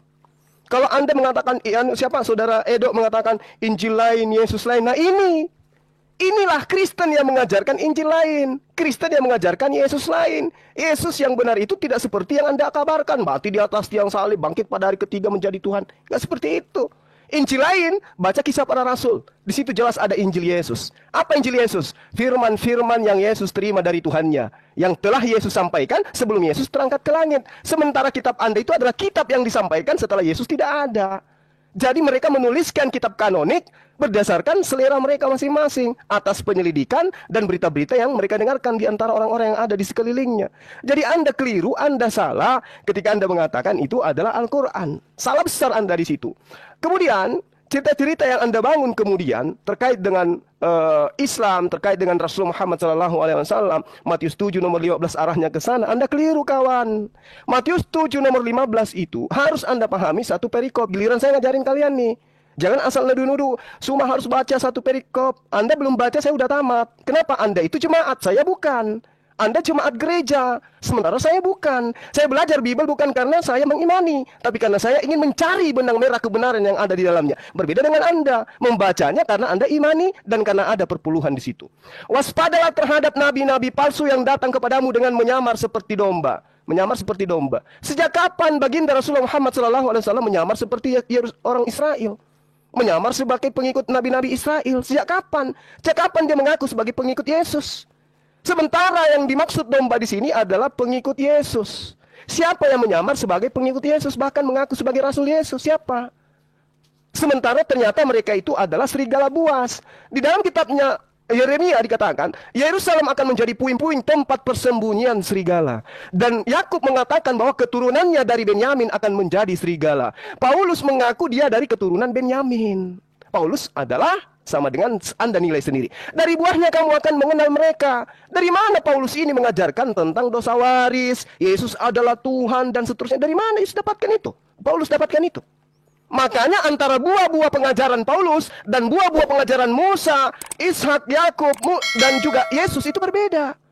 Musa mengajarkan menyembah kepada Tuhan yang ada di langit, satu-satunya Tuhan. Paulus buah ajarannya berbeda. Yesus yang mati di atas tiang salib itu adalah Tuhan. Itu yang perlu Anda pahami. Jadi harusnya Anda tahu bahwasanya orang yang menjadikan ajaran nabi palsu itu kelak ya akan terlihat dari buahnya. Apa buahnya? Baca dari Matius 7 selanjutnya. Menyebut sabar, menyebut Yesus dengan panggilan Tuhan, mengusir setan dengan nama Yesus, bermujizat dengan nama Yesus. Itulah buah-buah nabi palsu itu. Dan Rasulullah Muhammad SAW tidak pernah mengajarkan itu. Sadarlah. Silakan. Dia tidak mau menjawab dari kitab sucinya, bro. Jadi fokusnya dia hanya bisa menggani bahasa Alkitab. Jadi satu arah ini. Anda tidak paham Al-Quran, Anda akan paham Al-Quran. Nggak masalah. Kita kini sini belajar Alkitab. Karena tidak, Pak. Karena kita tidak kita bertanya. Tadi saya sudah membacakan wa iskala Isa bin Maryam, wa iskala Allah ya Isa bin Maryam, a anta qulta linnas. Apakah engkau pernah mengajarkan kepada Kristen, sembahlah dirimu dan juga sembahlah ibuku? Enggak pernah. Enggak ada jalan Kristen seperti itu. Oke. Enggak apa-apa, ini pelajaran Alkitab. Bang Zuma belajar Alkitab. Nah, kan memang seperti itu. Oke. Erben tadi mengakui bahwa dia menyembah Yesus. Oke, kawan? Loh. Oke, sekarang bahas. Sekarang bahas penyembahan, jangan kabur. Sekarang saya jangan kepanasan. Tetap fokus kepada pembahasan. Jangan panik, santai, relax, atur napas. Sebentar, Bang Bro. Tetap fokus kepada materi. Oke, silakan. Sudah? Oke, sekarang kita bahas penyembahan, jangan kabur kamu ya. Loh, kok penyembahan? Penyembahan kepada ini berbicara mengenai iblis. Bung, ini berbicara mengenai iblis. Anda yang kabur dari materi. Ini giliran saya. Kamu mau bahas penyembahan, jangan kabur. Oke ya? Enggak, ini membahas tentang iblis. Sipkan Irben. Ayo, yang jujur yang lain. Yang dari tadi di sini yang jujur yang lain. Ini bukan penyembahan, kita membahas tentang iblis. Oke, jangan takut. Kenapa kau takut? Bukan takut, fokus pada satu materi. Oke, fokus. Nanti fokus. Oke, sekarang saya akan tanggapi dulu pernyataan Zuma terkait penyembahan pada Yesus yang dikritisi. Saya 100% sama dengan Pak Erben ya. Penyembahan kepada Yesus karena dia bukan hanya nabi, dia imam dan raja. Ini adalah 3 jabatan yang harus diemban oleh Mesias. Yang menjadi masalah Zuma memahami Mesias Al-Masih sebagai pengusap yang jalan-jalan kakinya rata karena saking banyak jalannya sehingga kakinya rata. Kalau di tempat saya pengusap itu tukang pijat. Oke. Terkait penyembahan kami kepada Mesias yang adalah Raja, itu tidak menggantikan Allah Bapa. Karena tugas dari kesangrajaan Yesus adalah memulihkan kepenguasaan kesangrajaan Adam yang sudah rusak. Artinya rencana Allah bagi alam semesta ini, bagi bumi, tetap berjalan dan tidak digagalkan oleh rencana iblis. Jadi Yesus disebut Adam kedua, dia Mesias yang dijanjikan, dan dia Raja yang dimuliakan. Filipi 2 ayat 11, saya bacakan dalilnya. Ini pelajaran Alkitab buat Baby Zuma. Filipi 2:11, dan segala lidah mengaku Yesus Kristus adalah Tuhan bagi kemuliaan Allah Bapa. Penyembahan kepada Yesus tetap berpusat kepada Allah Bapa. Inilah yang disebut dengan tauhid penyembahan, tidak menduakan. Kalau bicara menyembah raja tidak ada yang salah, karena di dalam Quran sendiri Sulaiman dengan Daud adalah raja. Kata yang sama digunakan yaitu abdi atau abdun atau apapun itu ketika mengabdi kepada Allah berbeda dengan mengabdi kepada raja. Termasuk di zaman Muhammad juga ada mengabdi kepada budak. Apakah ada 3 penyembahan? Tidak, konteksnya berbeda. Jadi inilah kegagalan umat muslim yang hanya, ya maaf ya, kegagalan umat muslim yang diwakili oleh Bedi Zuma yang hanya membatasi Al-Masih sebagai nabi. Ya, yang jadi masalah, yang bukan bergerak Al-Masih, tapi kau taati, menaati Muhammad sama dengan menaati Allah. Ya, bahkan beriman kepada Muhammad, beriman kepada Allah akan mendapat surga. Taat kepada Muhammad dan taat kepada Allah akan mendapat surga, kalau tidak mendapat neraka. Saya bisa berikan kamu 10 ayat lebih, bagaimana di Quran itu menduetkan antara Allah dengan Muhammad. Perintah Muhammad adalah perintah Allah. Membuat marah Muhammad, membuat marah Allah. Apa yang dirampas Muhammad adalah rampasan Allah. Taat kepada Muhammad adalah taat kepada Allah. Saya jadi ingat teologi nasi goreng yang selama ini saya berikan kepada teman-teman muslim. Ya, jika kamu pesan kepada koki Erben dan butuh nasi goreng Erben, kemudian ya Zuma meminta nasi goreng itu, kemudian saya sebagai kurir mengantarkan kepada Zuma. Kenapa yang dimakan bukannya nasi gorengnya tapi kurirnya yaitu Justin? Ini ada kesalahan. Seharusnya ketika kamu bersyahadat kepada Allah dan kepada Quran. Kenapa yang kau syahadatkan adalah kurir yang cuma utusan? Kau sering mengatakan cuma nabi, Yesus cuma manusia. Muhammad juga cuma nabi, cuma utusan, cuma manusia. Tapi kenapa dalam tindak tanduk kalian, dalam liturgi kalian, dalam ibadah kalian, justru berpusat kepada Allah dengan Muhammad? Misalnya, Baby Zuma mempunyai istri, kemudian dia bertindak tanduk kepada istri yang lain, tetapi bukan istrinya. Itu namanya menduakan. Engkau memang tidak menganggap Muhammad sebagai Tuhan, tetapi ketaatan kepada Muhammad disama dengan ketaatan kepada Allah. Lalu di mana tauhidnya? Jadi kau seharusnya merenungkan diri sendiri seperti apa ajaranmu. Itu. Ya udah Yesus putus tuh. Kristen bukan apa? Dan kemayaannya dibedakan dengan ilahian. Iman Kristen itu menjadi di dalam iman menjadi supaya kau. Udah putus-putus nggak jelas ngomong apa. Ya, aku tanggapi ya. Bentar, masih ada yang belum ditanggapi, mungkin ada gangguan. Jadi Bro Juma, kalau tadi kamu mengutip tentang Maria sebagai Allah yang ada di dalam Quran, karena Tritunggal di Quran itu kan Allah, Maria, dan Isa. Tapi Bro Juma harus saya katakan, apa yang dituliskan dalam Quran itu, justru kekristenan sepakat dengan itu. Karena dalam ajaran Kristen, Tritunggal itu bukan Allah, Maria, dan Yesus, bukan. Tetapi Allah, firman Allah, dan roh Allah, itu Tritunggal. Jadi saya jadi bertanya ya, saya bertanya kepada Allah SWT, kepada Nabi Muhammad, kepada Jibril, dan kepada seluruh orang Muslim. Mengapa orang Muslim salah memahami? Bahkan Allah sendiri bisa gagal memahami ajaran Kristen. Karena Kristen sejak semula nggak pernah mengatakan bahwa Allah Tritunggal itu Allah, Maria, dan Yesus. Tetapi Allah Tritunggal itu adalah Allah Bapa di surga, firman dan rohnya, firmannya menjadi manusia. Itulah Yesus Kristus yang disebut sebagai anak Allah. Jadi ayat Quran itu menegaskan bahwa Allah sembahannya Bro Juma, Jibril yang memberikan wahyu, Muhammad juga yang mengajarkan wahyu kepada umat muslim yang diteruskan oleh para sahabatnya. Salah sejarah bro. Jadi kalau dikatakan abad keempat yang kamu kutip tadi itu justru menegaskan bahwa yang diserang oleh Quran bukan Kristen Tritunggal sejati, tetapi Kristen kolok-kolok. Nah itu, ada Bro Justin mau disampaikan yang belum? Giliran saya dong. Oke. Jadi gini, saudara. Ya. Sebentar, karena ini satu arah, wajar dong orang Kristen lebih banyak. Sekarang ya betul. Oh, ya udah, silakan. Saya tidur dulu kalau gitu. Oke, tidur dulu ya. Bukan. Kalau memang mau bahas Quran, kami berikan porsi yang banyak, Bro Juma. Ini tadi kita sudah membahas Quran ini. Mana bahas Quran? Loh, ini tuduhan kalian terhadap Al-Quran salah. Al-Maidah ayat 116. Wa iskala ya Isa bin Maryam, a anta qulta linnas takhizuni wa ummi ilaihi min dunillah. Bisa mute ya, bentar. Kita tidak bahas Quran. Kenapa kita harus menyinggung Quran? Karena bro menyalahkan iman Kristen berdasarkan Quran. Sementara pada kesempatan yang sama, Allah, Jibril, dan Muhammad, dan Quran, serta Juma, itu salah sasaran. Itu yang kita buktikan di sini, bro. Salah sasaran. Tritunggal itu bukan Allah, Maria, dan Yesus. Tritunggal itu adalah Allah, firman, dan rohnya. Firmannya menjadi manusia, namanya Yesus Kristus. Itu Tritunggal. Ya, jadi gini loh. Anda harus... Sekarang Bro Juma bertanya, silakan Bro Justin bertanya. Itu aja. Aduh, ketakutan sekali Kristen ini. Bukan ketakutan. Aduh, sudah 30 menit kalian berdua, saya nggak boleh gitu, gimana sih? Gantian. Di mana-mana kalau di room Kristen pasti keadilan itu tidak ada. Suara Pak Irwan tenggelam. Oke, sekarang kita Apa fokus. lagi? Mau lagi ngajar. Ini udah jam 10, mau ngajar lagi. Ada janjian lagi mau ngajar, mau lari. Bukan, saya udah berapa Oh, jam meladeni kira kamu. kirain mau lari lagi kayak semalam.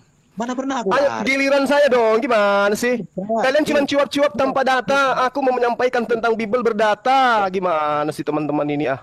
Lu masalahnya kamu salah menafsirkan. Udah. Kamu bukan orang Kristen.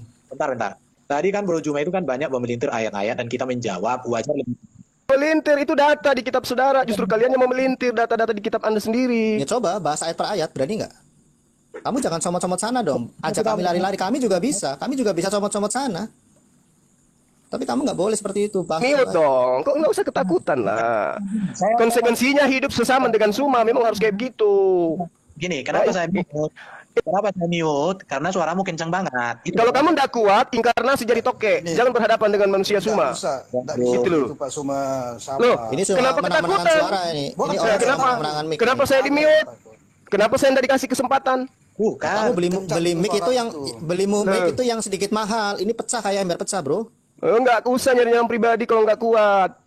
Panggil yang lebih kuat gitu loh. Kamu beli mic itu, kamu kan dapat uang banyak nih, beli mic yang sedikit. Nggak usah Mahal. nyerang-nyerang kayak gitulah. Yaudah giliran saya ya. Enggak, Oke. kamu jangan terlalu dekat ngomongnya, kecilkan dikit agak jauh. Nanti banyak ludah itu di micmu, bau. Sekarang masih mau bahas Alkitab. Nggak ada lagi yang bisa kau serang Justin. Loh. Sampai segitunya juga kau serang kawan. Aduh. Ayo kita bahas. Saya menunggu. Ini Albert. ini giliran saya Tuyul. Kalian kan berdua sudah. Saya kapan? Bukan. Iman Kristennya sudah dijelaskan kok. Banyak Enggak. sekali ayat kamu sodorkan kamu Saya lebih tahu dari kalian. Ngerti? Jangan Di awal kan saya sudah katakan kalian hanya berdasarkan iman. Saya berdasarkan akal. Tidak ada itu yang begitu, tidak ada akal begitu. Sebentar ya. Lebih keras bilang. Tenang dulu. Karena kalian punya Roh Kudus gitu. Tenang dulu. Enak aja. Bukan. Ya, Jadi ya giliran saya dong. bukan. Nangis dia nangis. Bukan. Sekarang gini ya. Jadi kita kan udah bahas Alkitab ini lebih 2 jam ini ya. Berkenan nggak kalau sekarang waktunya kita bahas Quran dengan Islam? Mana berani dia? Giliran saya dulu dong. Berani Giliran saya dulu dong. Kita balik dulu Ben, kita balik dulu Ben. Sudah 2 jam. Saya dulu dong. Saya dulu dong. Sekali ini. Sudah Sekali 2 ini jam. dong saya. Bukan. Ini Ini kena itu. Mohon. Allahu Akbar. Akbar siapa Akbar? Ajaran kasih kayak begini. Mantap. sekarang waktunya kita bahas bahas Islam. Ini Al-Qur'an saya bawa tadi. Wa isqalallahu ya Isa bin Maryam. Sekarang gini, A'anta qulta linnas. Oke, silakan. Apakah engkau pernah mengajarkan kepada manusia untuk menyembah dirimu? Oke, Bro Justin. Siapa yang menyebutkan? Isa mengatakan tidak. Kalian mengatakan yes. Jadi ini Zuma ini pakai model sengaja dikeraskan mic-nya supaya suara kita tenggelam. Itu seperti yang ajarannya Korea. Sekarang saya minta Bro Juma itu kita bahas. Kita. Silakan. Memang Bang Suma memang itu susah untuk kalian. Oke, silakan Bro Justin mulai pertanyaan. Kita berikan dia kesempatan untuk jawab sesuai dengan ajaran dari Quran sendiri. Ya. Oke ya. Jadi saya ingin menanyakan beberapa ayat ya yang memang terkesan menduetkan Allah dengan Rasulnya. Padahal Muhammad ini kan hanyalah utusan. Yang terpenting adalah apa yang dibawa oleh utusan ini, yaitu Quran sebagai petunjuk, sebagai hidayah katanya. Tetapi banyak sekali ayat-ayat di Quran yang menduetkan Allah dengan Rasulnya dalam hal apa? Ketaatan. Nah ini yang menjadi permasalahan. Kalau cuma utusan, kenapa harus ditaati seperti itu? Bahkan menjadi seorang Islam itu harus bersyahadat. Bahkan bersyahadat itu sah jika melibatkan nama manusia Muhammad. Lalu di mana tauhidnya? Kalau keselamatan itu pun ditentukan oleh manusia biasa. Kalau Anda mengatakan Muhammad itu manusia luar biasa, tunjukkan keluar biasaannya. Mengapa seorang utusan harus memiliki keluar biasaan seperti itu? Saya bisa berikan datanya, tetapi saya tidak mau murahan. Mengobrol data. Tapi ketika kamu minta data, akan saya berikan data-data ayat di Quran. Mengapa kepatuhan, ketaatan kepada Muhammad mendapat porsi yang setinggi sama tingginya dengan Allah? Ya, bahkan memberi hormat kepada Muhammad itu juga memberi hormat kepada Allah. Mentaati Muhammad, mentaati Allah. Bahkan di dalam sholawat di surah 2 ayat 157 juga harus memohon. Dan itu mendapat pahala ketika memohon keselamatan Muhammad dan saudara-saudaranya, keluarganya. Hal-hal seperti ini yang kami pertanyaan, di mana ketauhidannya? Bahkan barang rampasan yang dirampas Muhammad itu pun adalah rampasan Allah. Mematuhi Muhammad, mematuhi Allah di surah 4 ayat 80. Silakan. Oke, silakan Bro Juma jelaskan apa yang ditanya. Oke ya. Jadi gini, saudara-saudara. Pertanyaan Anda ini memang harus harus dilandaskan terhadap kesadaran Pertama, Anda itu tidak memahami Al-Quran. Itu dulu. Kedua, Anda tidak memahami konsep tauhid. Yang Anda tahu adalah Trinitas. Nah, sekarang saya jawab, saudara. A'udzubillahi minasyaitonirrajim. Bismillahirrahmanirrahim. Ya ayyuhalladzina amanu atiullaha wa atiur rasul. Tidak titik sampai di situ. Taatlah kepada Allah dan taat juga kepada Rasul. Wa ulil amri minkum, dan taatlah juga kepada pemimpin-pemimpin yang ada di antara kamu. Jadi kalau ketaatan kepada Rasul Anda anggap itu setara dengan ketaatan kepada Allah dalam arti kata otoritas, Anda keliru.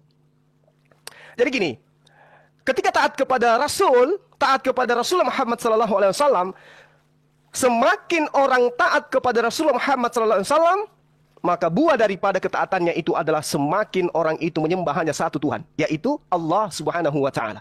Tidak ada kemudian ketaatan umat Islam terhadap Rasulullah menyebabkan umat Islam itu jatuh kepada poin dia menuhankan Rasulullah. Karena kenapa? Rasulullah mengajarkan sembahlah Allah, sembahlah Allah, sembahlah Allah. Jangan engkau duakan dengan apapun, sembahlah Allah. Itu perintahnya. Jadi ketika kami taat kepada Rasulullah, mengantar kami mentauhidkan Allah. Nah, kemudian ketika kami taat kepada Rasulullah, mengantar pula kami kepada poin di mana kami mendudukkan beliau sebagai utusan Allah. Ya, dia adalah Rasulullah wa khataban nabiyyin. Jadi, ketaatan ini berimbang.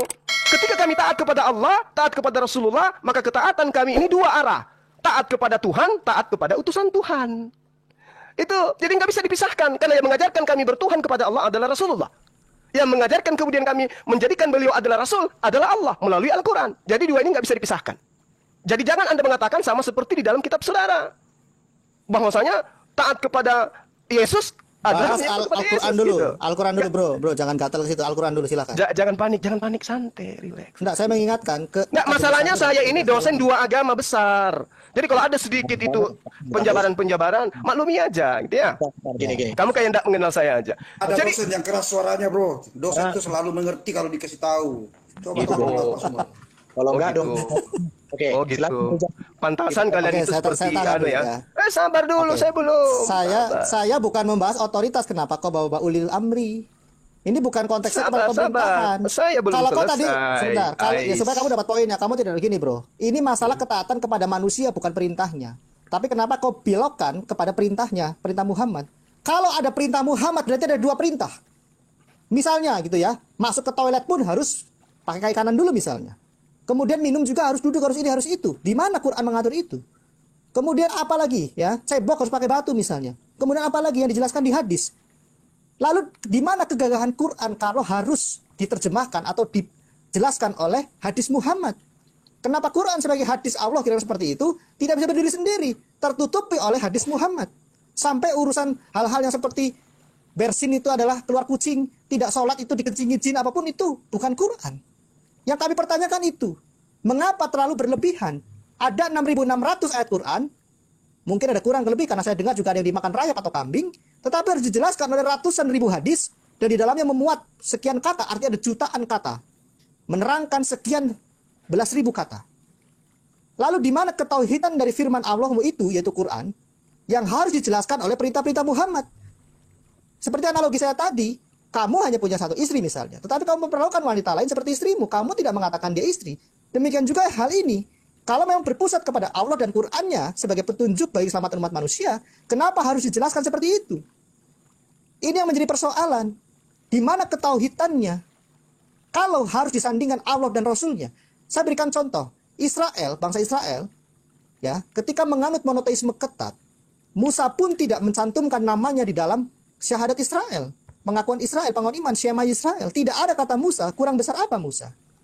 Di dalam pengakuan iman gereja, butir pertama bicara tentang Allah yang esa. Butir kedua bicara tentang anak tunggal atau firman yang tunggal itu yang nusul menjadi manusia, bukan nusul menjadi buku. Jadi syahadat kami kepada Yesus ada dasarnya. Karena dia bukan manusia biasa. Yang saya dengar bahwa Muhammad itulah hanya utusan. Cuma utusan. Cuma. Cuma utusan. Ya, kalau kau pesan nasi goreng, yang kau makan nasi gorengnya bukan kurirnya. Kenapa kalian tidak bersyahadat kepada Quran dan Allah? Sehingga mencantumkan nama manusia biasa, ya, yang bahkan katanya belum jelas selamat dan harus didoakan. Kenapa di dalam pengakuan iman kalian? Di surah Al-Fat ayat 13 dan 17, tidak beriman kepada Muhammad dan Allah dan Rasulnya, hukumannya neraka. taat kepada Allah dan Rasulnya mendapat surga. Ini yang kami pertanyakan, di mana ketebalan dari ketauhidan kalian? Seberapa tebal? Ya, tidak menyembah Muhammad, tetapi yang kalian lakukan lebih daripada itu. Silakan dijawab. Oke, silakan Bro Juman, dijelaskan. Astagfirullahaladzim. Oke, baik. Jadi gini, ketika saudara taat kepada kedua orang tua, saya mengharap Anda itu tidak memahami bahwa Anda sedang menyembah orang tua. Ya. Jadi gini penjabarannya, saudara-saudara Kristenku yang membaca kitabku pun tidak mampu. Gini, ketika ada perintah di dalam Al-Quran, ya, alladzina yu'minuna bil ghaibi wa yuqimunas shalah. Orang-orang beriman itu adalah yang beriman kepada yang gaib dan yang melaksanakan sholat. Lalu kemudian di dalam Al-Quran tidak diuraikan seperti apa pelaksanaan sholat itu. Sehingga harus ada pembimbing. Pembimbing inilah yang disebut dengan Rasul, Nabiullah. Maka sebagai Nabi dia memberikan contoh. Ya, sallu kama ra'aitumuni usolli. Sholatlah kalian sebagaimana engkau melihat aku ini sholat.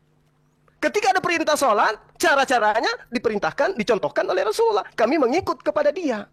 Maka esensi ketaatan itu adalah apa? Menyembah hanya kepada Allah. Sholatnya diajarkan caranya oleh Rasulullah. Penyembahan daripada sholat itu merujuk hanya kepada Allah, bukan kepada Rasulullah Muhammad SAW. Itu yang saudara harus pahami. Kenapa? Karena Rasulullah itu memang diperintahkan oleh Allah untuk membimbing seluruh umat manusia. Wa innaka latahdi ila siratim mustaqim. Beliau adalah sungguh benar-benar membimbing manusia kepada jalan yang lurus. Dia yang diberi amanah untuk menjelaskan isi Al-Quran. Dia yang diberi petunjuk untuk mengarahkan manusia berdasarkan Al-Quran. Karena itulah kemudian dia mengurainya. Ada ayat suci yang menuntun beliau. Lalu kemudian tadi Anda membawa surah Al-Fat ayat 13. Wa man lam yu'min billah wa rasuli fa inna a'tadna lil kafirina sa'ira. Jelas sekali di sini. Barang siapa yang tidak beriman kepada Allah dan Rasulnya. Beriman kepada Allah sebagai apa? Sebagai Khalik, Tuhan pencipta langit dan bumi. Beriman kepada Rasulnya sebagai apa? Sebagai utusannya. Nah, Yesus juga begitu, harus diimani sebagai utusan. Jangan kitab dulu dong, fair dong, fair. Loh, tadi kamu tadi menjelaskan kau bawa Yesus. Ya harus saya tanggapi juga dong. Ini gimana sih lo? Jadi Yesus itu mengajarkan kepada Bani Israel untuk mengakui dirinya sebagai utusan. Muncul penyusup, menganggapnya dia adalah Tuhan. Nah ini kekeliruan saudara. Hidup kekal itu adalah mereka mengenal engkau satu-satunya Allah yang benar. Dan mengenal aku sebagai utusan. Berarti Yesus dikenal sebagai utusan saja, nggak boleh lebih, kawan-kawan. Muhammad yes. Utusan bukan? Yes. Kenapa ada perintah dari utusan? Contohnya begini bro, di mana di Quran, kenapa cebok harus pakai batu? Di mana kenapa Muhammad bisa menerjemahkan ayat Al-Quran sehingga urusan cebok pun harus diatur oleh Muhammad? Nah itu dia. Itu Makanya dikatakan wa innaka latahdi ila siratim mustaqim. Beliau yang kemudian mengajarkan manusia kepada seluruh, membimbing manusia kepada seluruh jalan. Katanya dasarnya Quran. Di mana di Quran itu ada hal-hal seperti itu, cebok pakai batu, kemudian dijelaskan oleh Muhammad. Kul in kuntum tuhibbunallah. Kul in kuntum tuhibbunallah. Al-Imran ayat 31. Kul in kuntum tuhibbunallah fattabi'uni yuhibbukumullah wa yaghfir lakum dzunubakum wallahu ghafurur rahim. Itu apa ayat 31 tidak ada bahas masalah kebersihan kok. Lah, dia harus ikutin. Ini perintahnya. Ikutilah aku. Oke? Ikuti mana? Ikuti aku lah mana? Aku itu Muhammad atau Allah? Ini firman Allah atau firman Muhammad? Astagfirullah. Lu mana? Saya baca Ali Imran 31 tidak ada mengatakan ikutilah aku, mana? Ini fattabi'uni, makanya jangan jadi umat terjemah. Gimana sih lu? Loh, kamu juga tidak bisa bahasa Arab, kamu kan cuma bisa baca. Gitu. Ini fattabi'uni. Ayat berapa? Surah Ali Imran ayat berapa? Ayat 31, brother. Oke, jika kamu mencintai Allah, ikutilah aku. Berarti mencintai Allah itu salah satunya saya pakai batu. Loh, itu yang saya maksud. Apa hubungannya mencintai Allah dengan perintah hadis Muhammad? Urusan cebok pun harus diatur. Iya. Itu loh jadi masalah. Itu dia makanya. Jangankan. Itu Allah. Jangan dulu. Ini loh bro, cuma poin saya tidak suka berpolemik. Kenapa hadis ratusan ribu, bahkan ada yang sahih dan dhaif, tidak tahu siapa yang harus menentukan itu, harus menerangkan di 6.000 ayat. Apakah ini tidak menutup kebenaran yang di Quran? Kenapa Quran tidak bisa berdiri sendiri? Kau pun tidak, saya yakin tidak hafal Quran. Bagaimana kau bisa dalam hidupmu kau menghafalkan hadis sebagai panduan hidupmu? Misalnya kau keluar rumah, benar nggak nih saya harus pakai kaki kanan dulu? Yang kami contohi siapa? Hadis yang kami contohi, Muhammad. Yang kami, iya, karena memang kami disuruh untuk mengikuti dia. Lah, oke, kalau keselamatanmu tergantung mengikuti Muhammad, konsekuensinya kamu harus menghafalkan seluruh hadis, betul? Kenapa harus mengikuti semua hadis? Loh, kalau kamu tidak mengikuti hadis, kamu tidak mengikuti Muhammad. Karena di sini tidak dikatakan ikutilah seperempatku, ikutilah seperempat hadisku. Oh iya, Tapi memang ikuti semua. kami memang harus mengikuti instruksi beliau yang mengajarkan kepada kami. Makanya kami harus mencontoh kepada beliau. Loh, berarti Gitu. kamu kemana-mana bawa buku hadis kalau kamu tidak hafal. Kamu mau makan, kamu mau minum, bawa hadis. Lo ketawa kau. Udah. Jadi kami umat Islam itu diajarkan oleh Rasulullah tentang syariat, tentang ilmu fikih yang memang di dalam agama Anda tidak ada. Di agama Anda nggak ada fikih. Nggak usah bawa kami dulu. Kamu Ya, hafal memang tidak nggak semua ada. fikih? Ya kamu Saya hafal nggak- tidak semua saya aturan? tidak hafal. Kalau tidak hafal nggak usah ngomong. Artinya Lah, kamu bukan mengikut Muhammad. Gimana sih? memang ada perintahnya untuk dihafal. Loh, harus diikuti kan di sini harus 100%, Bro. Kamu berani mengatakan mengikuti 10%? Ngawur kamu. Kami berusaha untuk mengikuti sebisa Loh, kok berusaha? Oh iya Nggak dong. ada kata sebisa, nggak ada kata sebisa, nggak Bro. bisa, nggak boleh. Oh, kamu tafsir, kamu tafsir. Kami umat Islam Ngawur. itu diperintahkan untuk mengikuti Rasulullah Muhammad Sallallahu Alaihi Wasallam. Iya, mana perintah sebisanya mana? Mana perintah sebisanya? Sebisanya ikutilah Muhammad mana? Ya, memang harus perintahnya ikut kepada beliau. Ya kan tidak sebisanya, Memang perintahnya. 100%. Sebisanya kami semampu kami. Kami harus berusaha untuk mengikuti beliau. Mana Ayo. dalilnya harus semampu kamu? Mana ayo?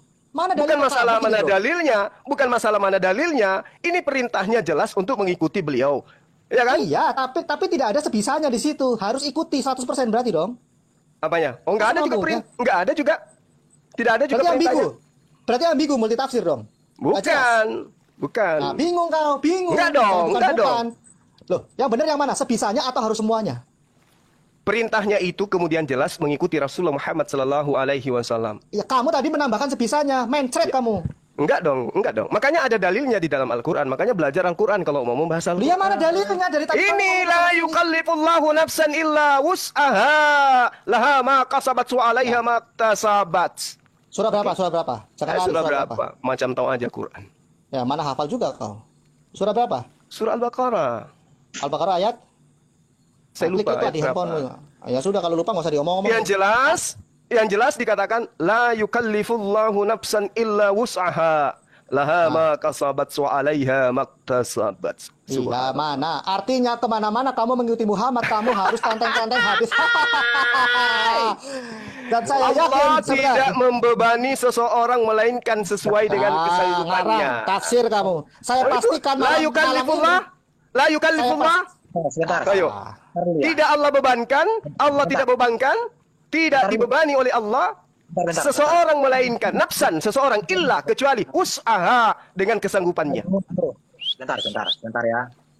Bro, tadi kan harus ikut hadis toh. Kenapa orang Muslim tidak ikut hadis Sahih Muslim nomor 241? Ya, Kalimat syahadat yaitu tiada Tuhan yang berhak disembah selain Allah semata, tidak ada sekutu baginya, dan bahwa Muhammad dan hamba dan rasulnya bersaksi bahwa Nabi Isa adalah hamba Allah, anak hambanya, dan kalimah Allah yang diletakkan pada Maryam dan ruh darinya. Kenapa Muslim tidak ikut hadis bingung ini? dia. Dia nggak hafal hadis ini dia. Di dalam syahadat kami itu tidak jelas itu terangkum semua itu. Ketika kami mengimani Allah satu-satunya Tuhan, kemudian mengimani Nabi Muhammad SAW adalah utusan Tuhan, maka yang lainnya itu ngikut. Karena kami beriman karena kami diwajibkan beriman kepada nabi-nabi sebelum beliau. Tafsir itu tafsir. Oh enggak, itu rukun iman, arkanul iman. Ya, beriman kepada nabi-nabi. Oke, kawan-kawan. Jadi jelas ya. Hadis ini sudah dipotong. Coba jelaskan dulu. Ini. Nah, kamu bingung kan? Apanya yang dipotong hadis itu? Apanya yang dipotong? Kami beriman kepada Nabi Isa. Dia dikuatkan oleh Roh Kudus. Dia dilahirkan oleh Maryam. Apanya yang dipotong? Islam kami tidak sempurna tanpa mengikuti iman kami terhadap hal tersebut. Gitu loh. Ini lihat kalimat syahadat. Ini pernyataan. Rasul telah bersabda, barang siapa mengucapkan dua kalimat syahadat, yaitu tidak ada Tuhan yang berhak disembah selain Allah semata, tidak ada sekutu baginya, dan bahwa Muhammad hamba dan rasulnya, bersaksi bahwa Nabi Isa adalah hamba Allah, anak hamba dan kalimah Allah yang dia letakkan pada Maria, diletakkan bukan diciptakan ya, dan ruh darinya. Pertanyaannya, Apa masalahnya? Bingung dia. Apa masalahnya? kenapa saya Muslim sampai Nabi Muhammad. Siapa yang menyuruh kalian seperti itu? Kan ada yang dikatakan syahadatain, persaksian terhadap dua. Oke? Loh, berarti ini hadis ini nggak sah ini. Iya, sah. Silakan aja Anda mau bersyahadat dengan itu, silakan aja. Tetapi keislaman itu bertumpu kepada syahadatain. Tain itu dua. Asyhadu an la ilaha illallah wa asyhadu anna Muhammadar Rasulullah. Itu syahadatain. Oke, sekarang saya bertanya, mana lebih Nabi Isa dibanding Muhammad dari etika dan moral, dari kedudukan? Siapa lebih tinggi coba? Nabi Isa atau Nabi Muhammad? Siapa lebih tinggi? Iya, ya, baik. Siapa lebih banyak dibicarakan di dalam Quran? Nabi Isa atau Muhammad? Nabi Muhammad itu hanya 4, Isa itu bisa sampai 1. Enggak, Isa 25 kali. Tidak berdosa. Isa itu membuat mujizat. Isa itu, Aduh, udah keok kayaknya ini, udah keok kayaknya nih ya. Nabi Isa itu diangkat hidup-hidup ke langit. Muhammad masih di kuburan mati. Itu datang di akhir zaman jadi hakim yang adil. Terkemuka di dunia dan di akhirat. Muhammad terkemuka di mana? Coba kasih data dong. Kan tadi kau kan tunduk sama ajaranmu. Di mana Iya. ketundukanmu? Sedangkan hadis aja ini, hadis tentang syahadat udah kau potong-potong. Sejauh mana ketundukanmu? Kenapa kau potong? Apa hakmu kok melawan Muhammad? Bukankah Muhammad tadi katakan ikut Muhammad? Coba ini nih. Hadis Sahih Muslim nomor 41, hadis Sahih Bukhari nomor 3180, hadis Sunan Abu Daud nomor 441, Sunan Abu Daud 128, Sunan Abu Daud 1288, Musnad Ahmad 14836, 21619, 21620, 22444, 22465, 22480. Siapa Juma yang bisa memotong ini dan siapa yang lebih tinggi jabatannya daripada Muhammad sehingga hadis ini dipotong? Silakan dijawab. Maksudnya gimana? Dipotong gimana? Ya ini baca dong hadisnya, baca. Loh, kami menggunakan syahadatain. Memang itu syahadatain. Berarti ada dua syahadat yang sah dong. Syahadat kok aja dua. Itu persaksian. Ya, Kamu nggak itu mau ngeliat. itu persaksian bahwa Nabi Isa adalah Rasulullah. Dia dilahirkan oleh ibunya Maryam. Dia dikuatkan oleh Roh Kudus. Terus apa? Emang Islam menolak itu? Islam tidak menolak itu. Islam nggak pernah menolak itu. Oke. Islam tidak menolak itu. Tanya umat Islam, apakah Nabi Isa itu Rasulullah? Yes. Apakah Maryam itu adalah ibunya Nabi Isa? Yes. Apakah Nabi Isa dikuatkan dengan Roh Kudus? Yes. Nggak ada yang menolak itu. Tidak ada dikuatkan di sini. Dan bahwa Isa bersaksi bahwa Nabi Isa adalah hamba Allah, anak hamba dan kalimat Allah yang dia lemparkan pada Maryam dan ruh darinya. Iya, memang betul. Apa yang salah? Umat Islam mana yang kemudian membantai itu? Kenapa kalian potong ini sebagai orang Muslim? Pertanyaan saya. Kok dipotong? Bentar. Kok dipotong? Siapa yang menyuruh hadis ini dipotong? Siapa? Siapa yang potong hadisnya? Loh, Siapa yang potong hadisnya? Enggak ada yang potong hadis. Loh, Yang kami imani, dengar. Yang kami syahadatain itu adalah persaksian tentang Rasulullah dan persaksian tentang Allah. Bukan persaksian tentang Isa seorang nabi, Maryam ibu nabi, Roh Kudus atau roh yang diberikan kepadanya atau tiupan dari Roh Kudus. Kami tidak kemudian mempersaksikan itu dalam keislaman kami. Oke, lanjut Bro Justin, sudah cukup. Iya, jadi gini ya, kalau dia ingin mengatakan bahwa ada dua versi hadis, dua versi syahadat, itu saya baru Itu kata kalian. Ini ketika kami bersyahadat tauhid hanya kepada Allah, bersyahadat Rasul hanya kepada Rasulullah Muhammad SAW. Makanya itu disebut syahadatain. Terus Oke. ini apa? Tidak digunakan. Loh, itu bukan syahadatain, kawan-kawan. Itu persaksian. Syahadat itu persaksian bahwa Nabi Isa itu adalah utusan Allah. Gimana sih? Maryam itu ibu dari Nabi Isa. Lihat ini, baca ya. Iya, gimana ini? Anda mau mengajari saya gimana sih? Asyhadu an la ilaha illallah wa asyhadu anna Muhammadar Rasulullah. Ini syahadatain, ini persaksian keislaman umat Islam. Yang Anda sebutkan itu persaksian tentang Allah, Rasulullah, Nabi Isa dan juga ibunya beserta Rohul Kudus. Apa masalahnya? Berarti Islam baru di zaman Muhammad. Oke. Maksudnya? Berarti Islam baru di zaman Muhammad. Oh enggak, Islam itu sudah ada dari sejak Adam alaihissalam. Islam itu sudah ada. Artinya, kamu kan nggak boleh membeda-bedakan. Ada kok hadisnya nggak boleh membeda-bedakan utusan kok di Sahih Bukhari kok. Kenapa kamu membedakan? Lah, karena Masalahnya Islam itu, dengar, karena Islam itu terkait dengan Al-Qur'an itu dibawa oleh Rasulullah Muhammad SAW. Loh, Bukan Musa utusannya yang berbeda. membawa. Loh, berarti Bukan kan Musa kitabnya yang membawa, bukan Iya, Yesus kitabnya yang membawa, kan gitu. Berarti syahadat kepada Quran dong. Gue syahadat kepada Quran. Tuyul, Kalau bukan Islam tahayul. itu Islam itu identik dengan Quran dan urusan itu semuanya sama derajatnya. Seharusnya kau bersyahadat kepada Allah dan kalau Islam Enggak kepada Allah dan dong. Quran. Kenapa kami harus bersyahadat kepada baginda Rasulullah Muhammad SAW? Agar tidak dituhankan layaknya Yesus. Yesus mempersaksikan dirinya sebagai manusia aja dituhankan. Padahal ajarannya nggak ada yang istimewa. Rasulullah Muhammad SAW, Al-Quran itu coba Anda urai dengan sains. Oh, luar biasa, bos. Jangan ke Yesus dulu, bro. Kamu fokus nih gini, bro. Kok takut sekali Kenapa? kamu? Nih, syahadatani itu kan ini saya juga searching ya, googling ya. Syahadatani itu kan menjelaskan tentang Allah dengan Rasulnya itu. Itu tidak ada hubungannya dengan Islam karena Islam juga sebelum Muhammad sudah ada. Tetapi kalau yang kamu maksudkan, loh, Islam itu sebenarnya di zaman Muhammad atau sebelumnya rasul-rasul yang lain juga. Jadi kaidah tentang tauhid itu sudah diajarkan dari sejak Adam alaihissalam. Itulah Islam, fondasinya. Bukan tauhid. Loh, Nah, tauhid itu Islam. Islam itu tauhid. Ya, tauhid itu Islam, jalan lurus itu shalom. Oke? Itu Islam. Itu sudah diajarkan. Islam ini dimaksud agama atau apa? Islam itu adalah kaidah-kaidah pokok di dalam tauhid penyembahan terhadap Tuhan pencipta langit dan bumi. Itulah Islam. Islam bukan agama. Nah, Islam itu agama. Islam itu ajaran, Islam itu dinul. Namanya dinul itu adalah jalan menuju kepada Allah. Itulah Islam. Islamnya Muhammad beda tidak dengan Islamnya Adam dan seterusnya? Oh enggak beda. Iya, cuman syariatnya yang belum sama, yang enggak sama. Bukan masalah syariat, ini bicara keislaman yang katanya mengajarkan Allah yang esa. Iya. Tetapi kenapa menjadi seorang Islam itu hanya menggunakan 2 kalimat syahadat yang kalimat kedua itu adalah nama Muhammad, tidak semua nama Rasul. Nah, karena itulah kemudian kami beriman kepada Rasul. Itu, ya. Jadi iman di dalam Islam itu adalah beriman kepada para Rasul, beriman kepada para nabi. Tapi yang membawa kesempurnaan dinul Islam adalah baginda Rasulullah Muhammad sallallahu alaihi wasallam, dan dia bukan Tuhan. Arti beriman itu apa, Jum? Arti beriman apa sih? Beriman itu percaya, yakin dengan sepenuh hati. Tapi orang Muslim juga disuruh beriman kepada Taurat dan Injil. Beriman Betul. Masalah berimannya kok berbeda ya? Nah, beriman kami percaya bahwa dulu Allah pernah mewahyukan kitab Taurat dan juga Injil. Beriman kepada Muhammad juga dulu kok. Gimana? Kan Muhammad itu kan dulu kan. Rasulullah Muhammad SAW itu Rasul. Jangan samakan Torah. Kalau Torah itu sudah mengalami dirubah, dipelintir, disembunyikan. Rasulullah tidak pernah dirubah, Rasulullah tidak pernah disembunyikan. Beda antara kitab dengan manusia, Rasul beda. Karena kitabnya Bro Juma itu kan baru dikanonisasi 1924. Beriman kepada Muhammad harusnya sama dengan beriman kepada kitab Taurat dan Injil. Kok bisa berubah?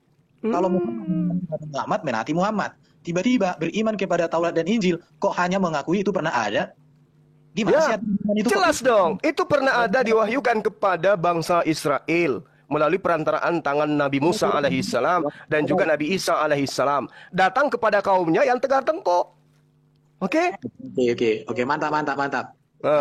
Jadi tidak ada hubungannya beriman kepada Rasulullah. Rasulullah itu justru yang datang kemudian diutus membawa keterangan tentang kitab-kitab sebelumnya. Oke, sekarang begini, kalau selamat bisa tidak bersyahadat hanya kepada Allah kalau memang tauhid? Ya, kami bersyahadat hanya kepada Allah dalam arti kata pengakuan otoritas tertinggi adalah Allah. Oke? Loh, ini menentukan keselamatan ini. Untuk selamat harus menjadi Islam. Ya. Menjadi Islam harus mengucapkan 2 kalimat syahadat. Yes. Kalau tanpa 2 kalimat tersebut maka tidak menjadi Islam dan otomatis tidak selamat. Berarti keselamatan ditentukan oleh Muhammad, betul?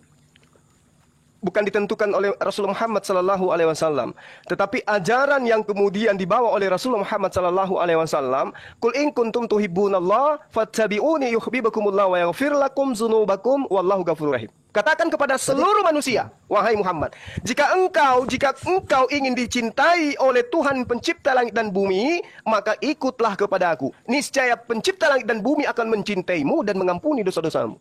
Udah, loh, berarti syahadatnya harusnya ditambahkan kepada Muhammad dan ajarannya.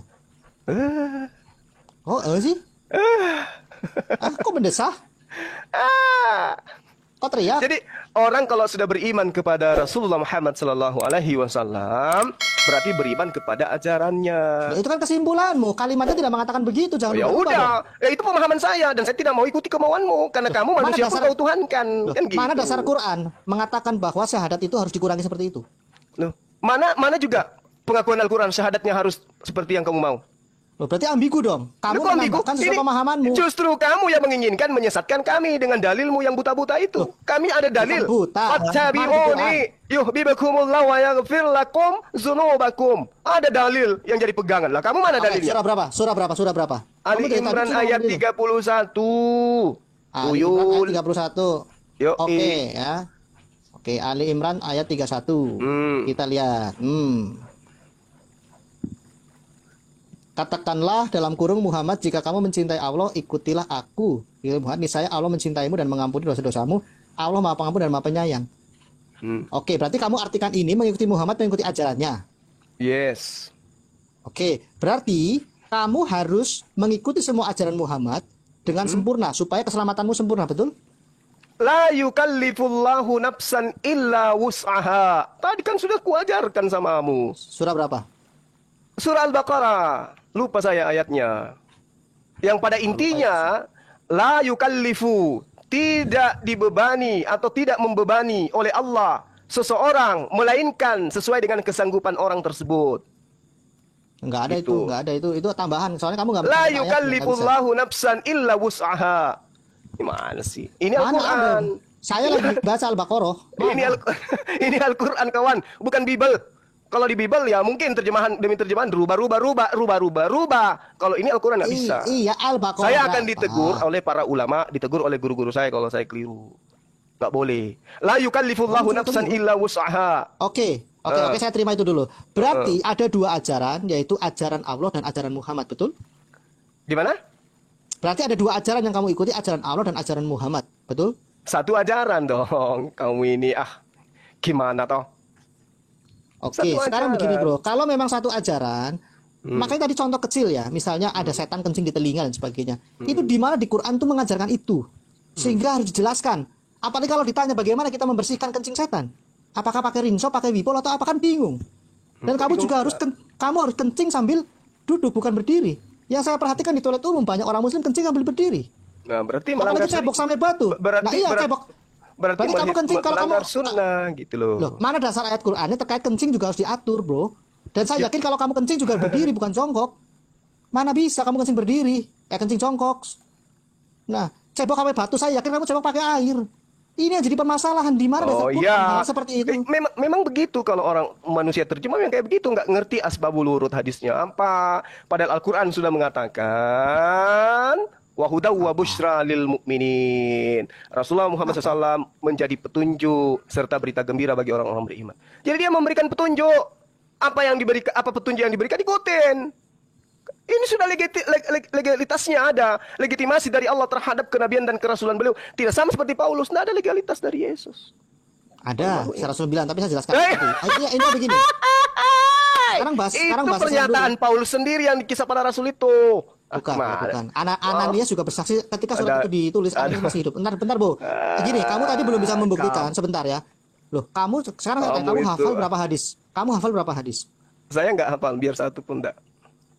Loh, bagaimana mungkin kamu mengikuti Muhammad kalau kamu tidak hafal hadis? Ya karena itu sudah pengalaman dalam hidup kami untuk bersanad. Apa yang dilakukan ulama kami itu yang kami lakukan karena ilmunya bersanad.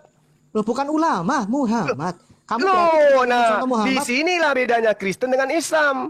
Islam itu ilmunya bersanad. Jadi apa yang dilakukan oleh Nabi itu yang dicontohkan oleh para sahabat, dicontohkan oleh tabiin sampai seterusnya. Makanya kalau ada umat Islam kayak Ibu Yuni yang tidak bersanad seperti itu, lihatlah bagaimana dia. Tidak ada kelompoknya. Kenapa? Karena dia belajar sendiri tanpa Oke, ulama. berarti kalian itu ada 3 lapis ya. Allah, 4. Allah, Quran, Muhammad, hadis, dan satu lagi ulama. Lah kan Dan tadi ulama itu- atiullah wa atiur rasul wa ulil amri minkum. Gimana sih sampean? Kan Ada berapa ulama yang harus kamu ikuti?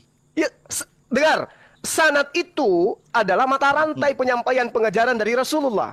Bukan itu pertanyaan saya. Ulama itu ada berapa? Ya, itu dia tadi. Apakah Itu tadi. Oke. Jadi berapa ulama yang bersanad yang kami temukan kemudian itulah guru-guru kami. Nggak seperti Anda kan? Anda mau berguru kepada siapa? Pendeta. Pendeta belajar dari mana? Sementara Lukas yang menjadi ending tidak pernah belajar ke Yesus. Terputus dia. Enggak, jangan ke situ dulu, Bro. Sabar. Ya, Kamu bisa jelaskan. makanya. Oke, sekarang di mana di Quran, kalau memang ya ulama dan kitab tafsirnya atau kitab apanya itu juga berotoritas untuk menyelamatkan. Karena tadi lapis pertama adalah Allah dan Quran, lapis kedua adalah Muhammad dengan hadis, lapis ketiga adalah ulama. Nah, kamu juga belum mengatakan apakah ulama itu seluruhnya sama atau ada perbedaan di antara ulama, atau seperti apa sih kalian memanage-nya, mengaturnya sehingga seluruh umat muslim di dunia itu berpusat kepada keulamaan yang benar. Silakan dijawab. Apa tuh? Supaya nggak ambigu, Apa itu? Katanya Apa? sanad, Apa? katanya sanad, Iya sandarannya dong. jelas segala macam. Ulamanya, Terus? oke, sekarang berarti satu ulama yang diikuti. Semua ulama yang bersanad dari Rasulullah Muhammad SAW pasti satu ajaran. dari satu syariat, dari satu kaidah. Iya, tetapi kan beda. Kamu bisa berbeda dengan muslim yang lain yang mengatakan hadis ini sahih, yang lain doif. Oh enggak, matanya enggak. Siapa yang mengatakan itu? Hadits itu posisi dia doif, pasti doif semua. Siapa yang mengatakan itu? Siapa yang menentukan doif? Cuman ada sebagian yang menggunakan yang doif itu, ada juga yang meninggalkan gitu.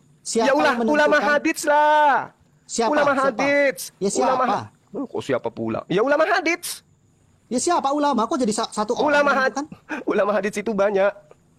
Ulama hadits itu banyak yang menentukan kemudian seperti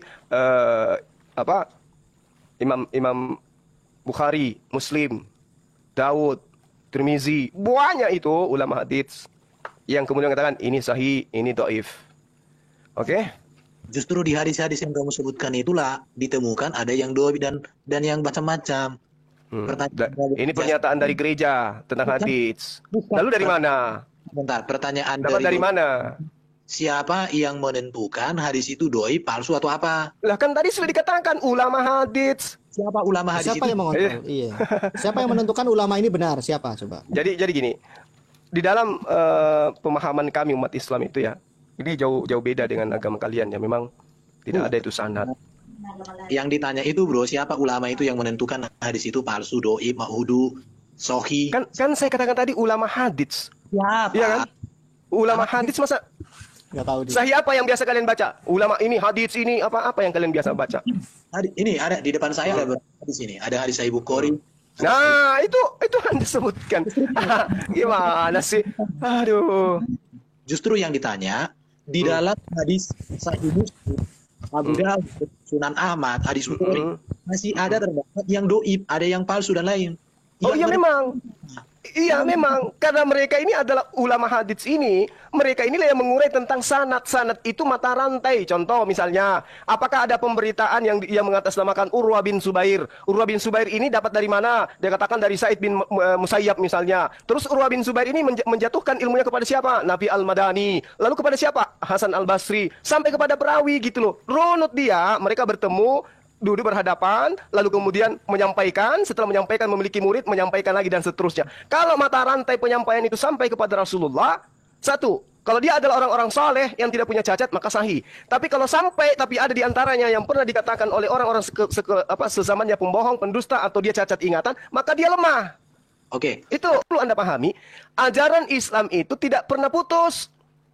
Jadi ketika Rasulullah Muhammad SAW itu ada di tengah-tengah sahabat-sahabatnya itu kemudian membentuk suatu pemerintahan. Pemerintahan Islam itu kemudian membentuk kajian-kajian. Kajian-kajian inilah yang melahirkan sebuah khilafah. Khilafah ini kemudian mengajar di mana-mana dia mengajar sampai hari ini. Makanya kami bersanad, ilmu kami itu bersanad, tidak terputus dia, tidak sama seperti Musa. Siapa yang menerima ajarannya? Tidak ada. Yesus siapa yang menerima ajaran? Tidak ada. Tapi kalau Rasulullah ke sahabatnya membuat kajian. Kajian-kajian tersebar di mana-mana. Setelah kajian tersebar di mana-mana, masih lagi tersebar sampai ke pelosok seluruh bumi.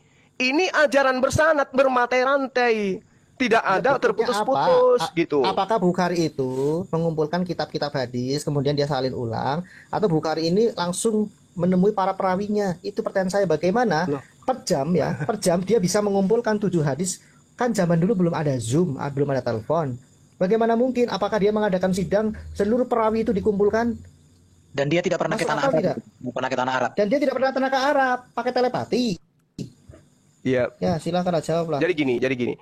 Jadi Bukhari itu menyusun kitabnya itu kurang lebih 16 tahun. 16 tahun itu dia habiskan untuk hanya menentukan ini hadis sahih, ini berita sahih atau ini dhaif. Itu maka kerjanya dia itu adalah mengkaji dan mencari orang-orang yang meriwayatkan berita yang sama terhadap narasi yang sedang ia cari kevalitannya. Nah itu makanya dia berani mengatakan oh ini sahih, ini dhaif. Kenapa dia katakan seperti itu? Karena dia menelusuri. Itu ada yang dikatakan tangga-tangga hadits. Itu loh. 16 tahun dia nggak pernah tidur, bro. Aduh.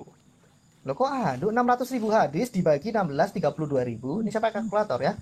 Ya, dibagi 32.000 per tahun, dibagi 365 hari. Satu hari itu 100 hadis. Tidak tidur Bukhari. Zaman dulu kan belum ada komputer, bro. Belum ada laptop. Terus? Ya sudahlah, mencret kau nggak bisa jelasin. Enggak dong, enggak. Satu kesalahan Tugasmu adalah mengikuti hadis. Kau satu kesalahan fatal yang Anda bicarakan adalah Imam Bukhari itu kemudian Anda katakan tidak pernah kemudian ke kota kelahiran Rasulullah. Itu fatal. Enggak tertarik saya. Bagaimana caranya tuh per hari 102 hadis, nggak pernah tidur. Itu keliru Anda di situ. Enggak, ini kan perawi hadis kan banyak penulis-penulis hadis yang lain kan? Iya kan? Loh, Bagaimana kemudian Bukhari Muslim ketika menemukan sebuah hadis itu mengelompokkan sahih jika memenuhi syarat. Apa syaratnya? Sanadnya harus bersambung, yang berarti periwayatan sanadnya tidak terputus. Kedua, perawi harus memenuhi kriteria yang paling tinggi dalam hal watak pribadi, keilmuan, kemudian standar akademis. Yang ketiga, harus ada informasi positif tentang perawi yang menerangkan bahwa mereka saling bertemu muka dan para murid belajar langsung dari guru hadisnya. Itu yang perlu Anda pahami. Makanya di Islam itu tidak gampang kemudian Anda bodoh-bodohi. Ada hadis sahih, ada hadis begini. Oh enggak. Kami harus kaji hadis itu. Betulkah dia? Berdasarkan dengan ilmu hadis gitu. Nah ini kalau bicara mengenai sanad, dilemparkan kepada kitab Anda, maka kitab Anda jatuhnya kepada maudhu. Karena Lukas tidak pernah sama sekali bertemu Yesus. Maudhu dia. Palsu jadinya, hadis palsu dia. Yang kita tanya itu, hadis Bukhari itu 200 tahun lebih, 280-an tahun. Iya, cocok kok. Kan dia, saya katakan kepada saudara, dia mengkaji hadis. Tidak seperti Paulus, Lukas melakukan penyelidikan. Ini tidak, dia bertemu. Sanadnya harus tersambung. Yang berarti periwayatan sanadnya tidak terputus. Gitu loh. Sedangkan dia tidak pernah ke tanah Arab. Nenek Mukiper siapa bilang? Dia itu adalah guru murid dari Ishak Rahawai. Yang bagaimana kemudian beliau ini adalah memiliki prestasi besar di dalam mengumpulkan hadis-hadis sahih. Nggak bisa gitu dong. Beliau meneliti hadis-hadis. Hadis yang sudah ada diteliti kemudian oleh Imam Bukhari. Salah Anda kalau beliau tidak pernah ikut kelahiran Rasulullah. Oke. Mana kitab Bukhari yang asli ada nggak? Ya beli aja kitab Bukhari, Sahih Bukhari. Kok lucu kali pertanyaannya? Yang asli kok. Yang asli. Yang sahih itu ada yang begini. Hadis yang diriwayatkan oleh Bukhari bukan hanya yang sahih, yang dhaif juga, bahkan maudhu juga ada. Bukan, itu dituliskan semua. Beli aja kitab Bukhari Muslim. Lah iyalah. Bukan. Mushaf aslinya mana? Mushaf. Maksudnya Iya, Bukhari kan nulis di mana? Pelepah daun pisang. Kan nulis di mushaf dia, lembaran. Udah. Nah, sekarang kalau materi ini dilemparkan ke kitab Anda, berani nggak? Ya, anggaplah salah, punyamu bener nggak? Kenapa gini bro? Kenapa kamu menanyakan hadis? Karena kamu tadi baca di Ali Imran, di ayat 31, 32 itu katanya harus mengikuti Muhammad. Oh iya dong. Konsekuensinya, kamu harus hafal hadis minimal 50%. Kalau 50% artinya kamu 50% mengikuti Muhammad. Masalahnya tadi kamu mengatakan tidak hafal hadis sama sekali. Artinya kamu tidak mengikuti. Tidak begitu. Buktinya saya sehari-hari melakukan apa yang dilakukan oleh guru-guru saya. Nah, kok blunder? Kamu tadi mengatakan tidak hafal hadis. Kok ya, tergantung kepada siapa dan siapa yang bertanya. Kan gitu, bosku. Kamu tidak hafal hadis, bagaimana mungkin kamu bisa mengikuti Muhammad? Saya katakan tergantung kepada siapa yang bertanya. Kan gitu.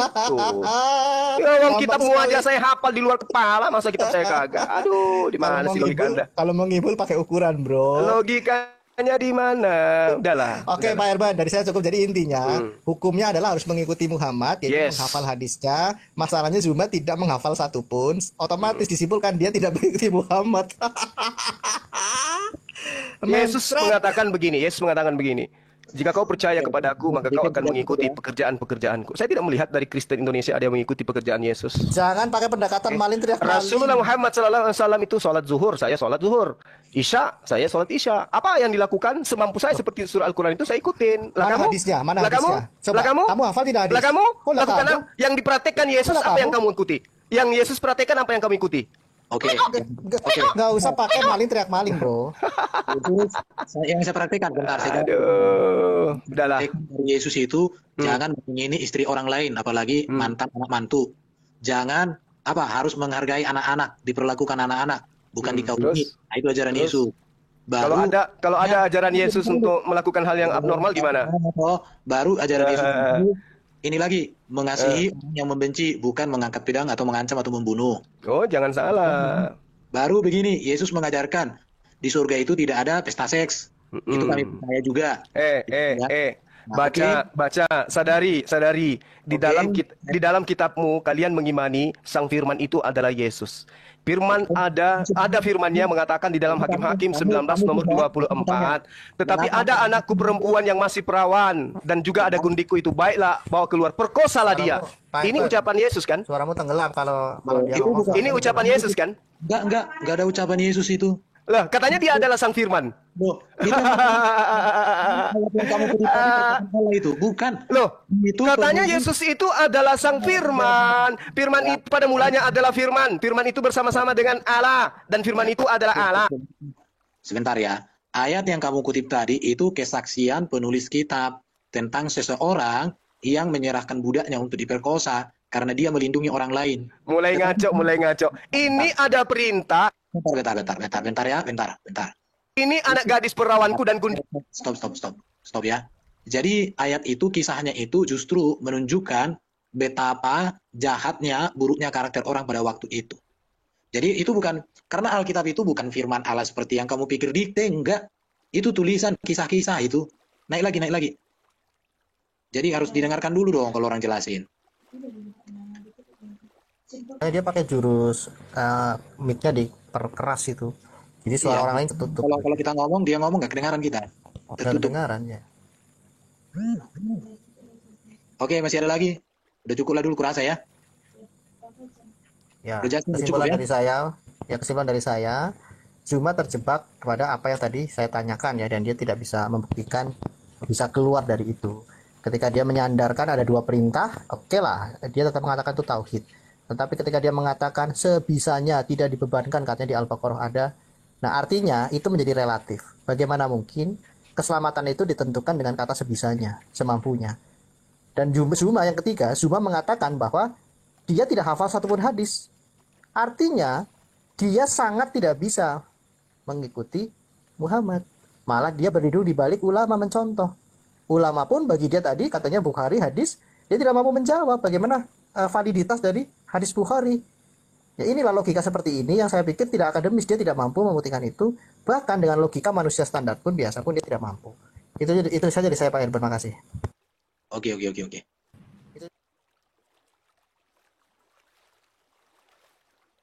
Ya, oke.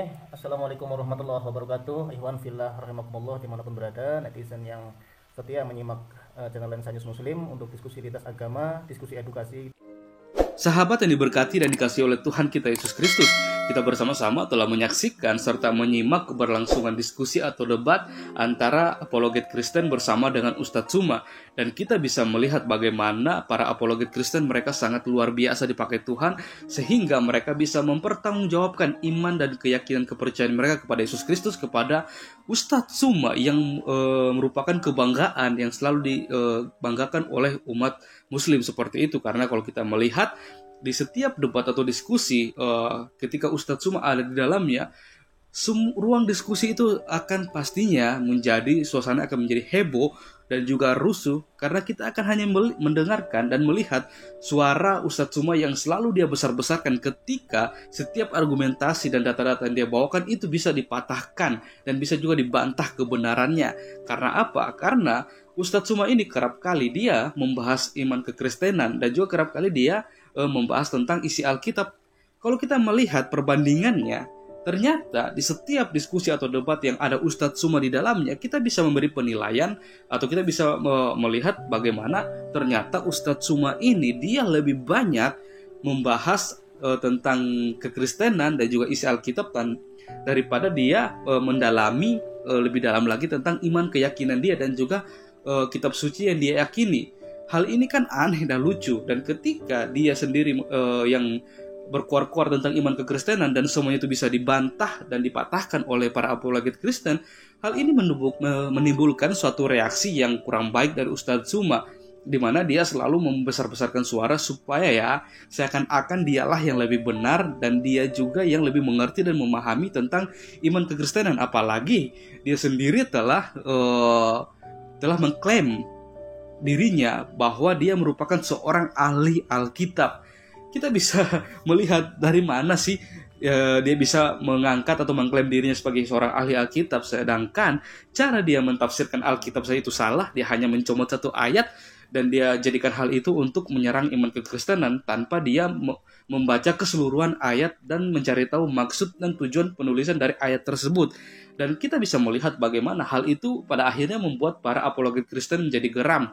Karena apa? Karena Ustadz Tsuma ini dengan begitu leluasa dia bisa berkuar-kuar tentang iman kekristenan, bukan untuk dia tinggikan atau dia puja atau dia bagaimana, malahan dia hanya ingin menjatuhkan iman kekristenan seperti itu. Sehingga ketika para apologet Kristen membawakan setiap data dan argumentasi yang bisa mematahkan setiap tuduhannya, bahkan juga pemahaman yang begitu buruk tentang iman kekristenan, hal itu membuat dia sendiri menjadi kepanasan, emosi, sehingga dia mengeluarkan suara-suara besar seperti itu.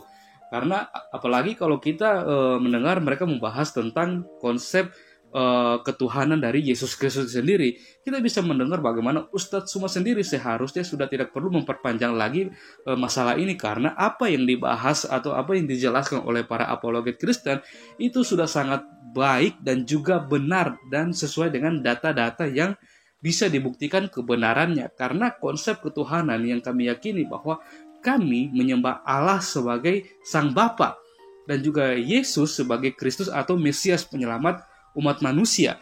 Dan hal inilah yang disalahpahami oleh Ustadz Tsuma sendiri, yang menganggap bahwa Yesus Kristus bukanlah Tuhan, karena tidak mungkin seorang Tuhan mati begitu saja atau dia disalibkan seperti itu, karena salib merupakan suatu lambang kehinaan bagi seorang yang disalibkan seperti itu. Akan tetapi kita bisa melihat bahwa pemahaman dari Ustadz Tsuma ini sangat di bawah rata-rata, karena kalau Ustadz Tsuma mau mengerti, memahami tentang karya keselamatan yang telah disediakan oleh Allah melalui Yesus Kristus, seharusnya Ustadz Tsuma membaca Alkitab dari Kejadian hingga pada Wahyu dengan begitu teliti dan dengan menafsirkan dengan benar, supaya dia mengerti dan memiliki pemahaman yang baik tentang karya keselamatan yang telah disediakan Allah melalui Yesus Kristus.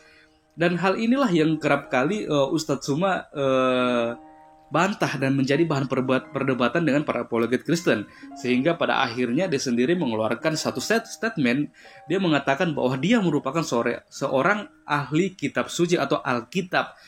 Padahal kalau kita melihat Ustadz Tsuma ini memiliki pemahaman yang kurang baik ya terhadap Alkitab itu sendiri. Akan tetapi ya itulah fakta yang sedang terjadi di dalam dunia debat atau diskusi. Akan tetapi kita hanya bisa berdoa kepada Ustadz Tsuma sehingga suatu saat nanti dia bisa melihat suatu kebenaran dan keselamatan yang kekal, yang sejati, yang disediakan oleh Allah melalui Yesus Kristus. Dan kita juga terus berdoa untuk para apologet Kristen dimanapun mereka berada, siapapun mereka, supaya mereka boleh terus dipakai Tuhan dengan hikmat yang berasal pada Tuhan untuk memberitakan kabar baik, kabar sukacita kepada setiap orang, supaya banyak orang yang boleh melihat kebenaran yang sejati, yang sesungguhnya, dan keselamatan yang kekal yang disediakan oleh Allah melalui Yesus Kristus. Terima kasih teman-teman.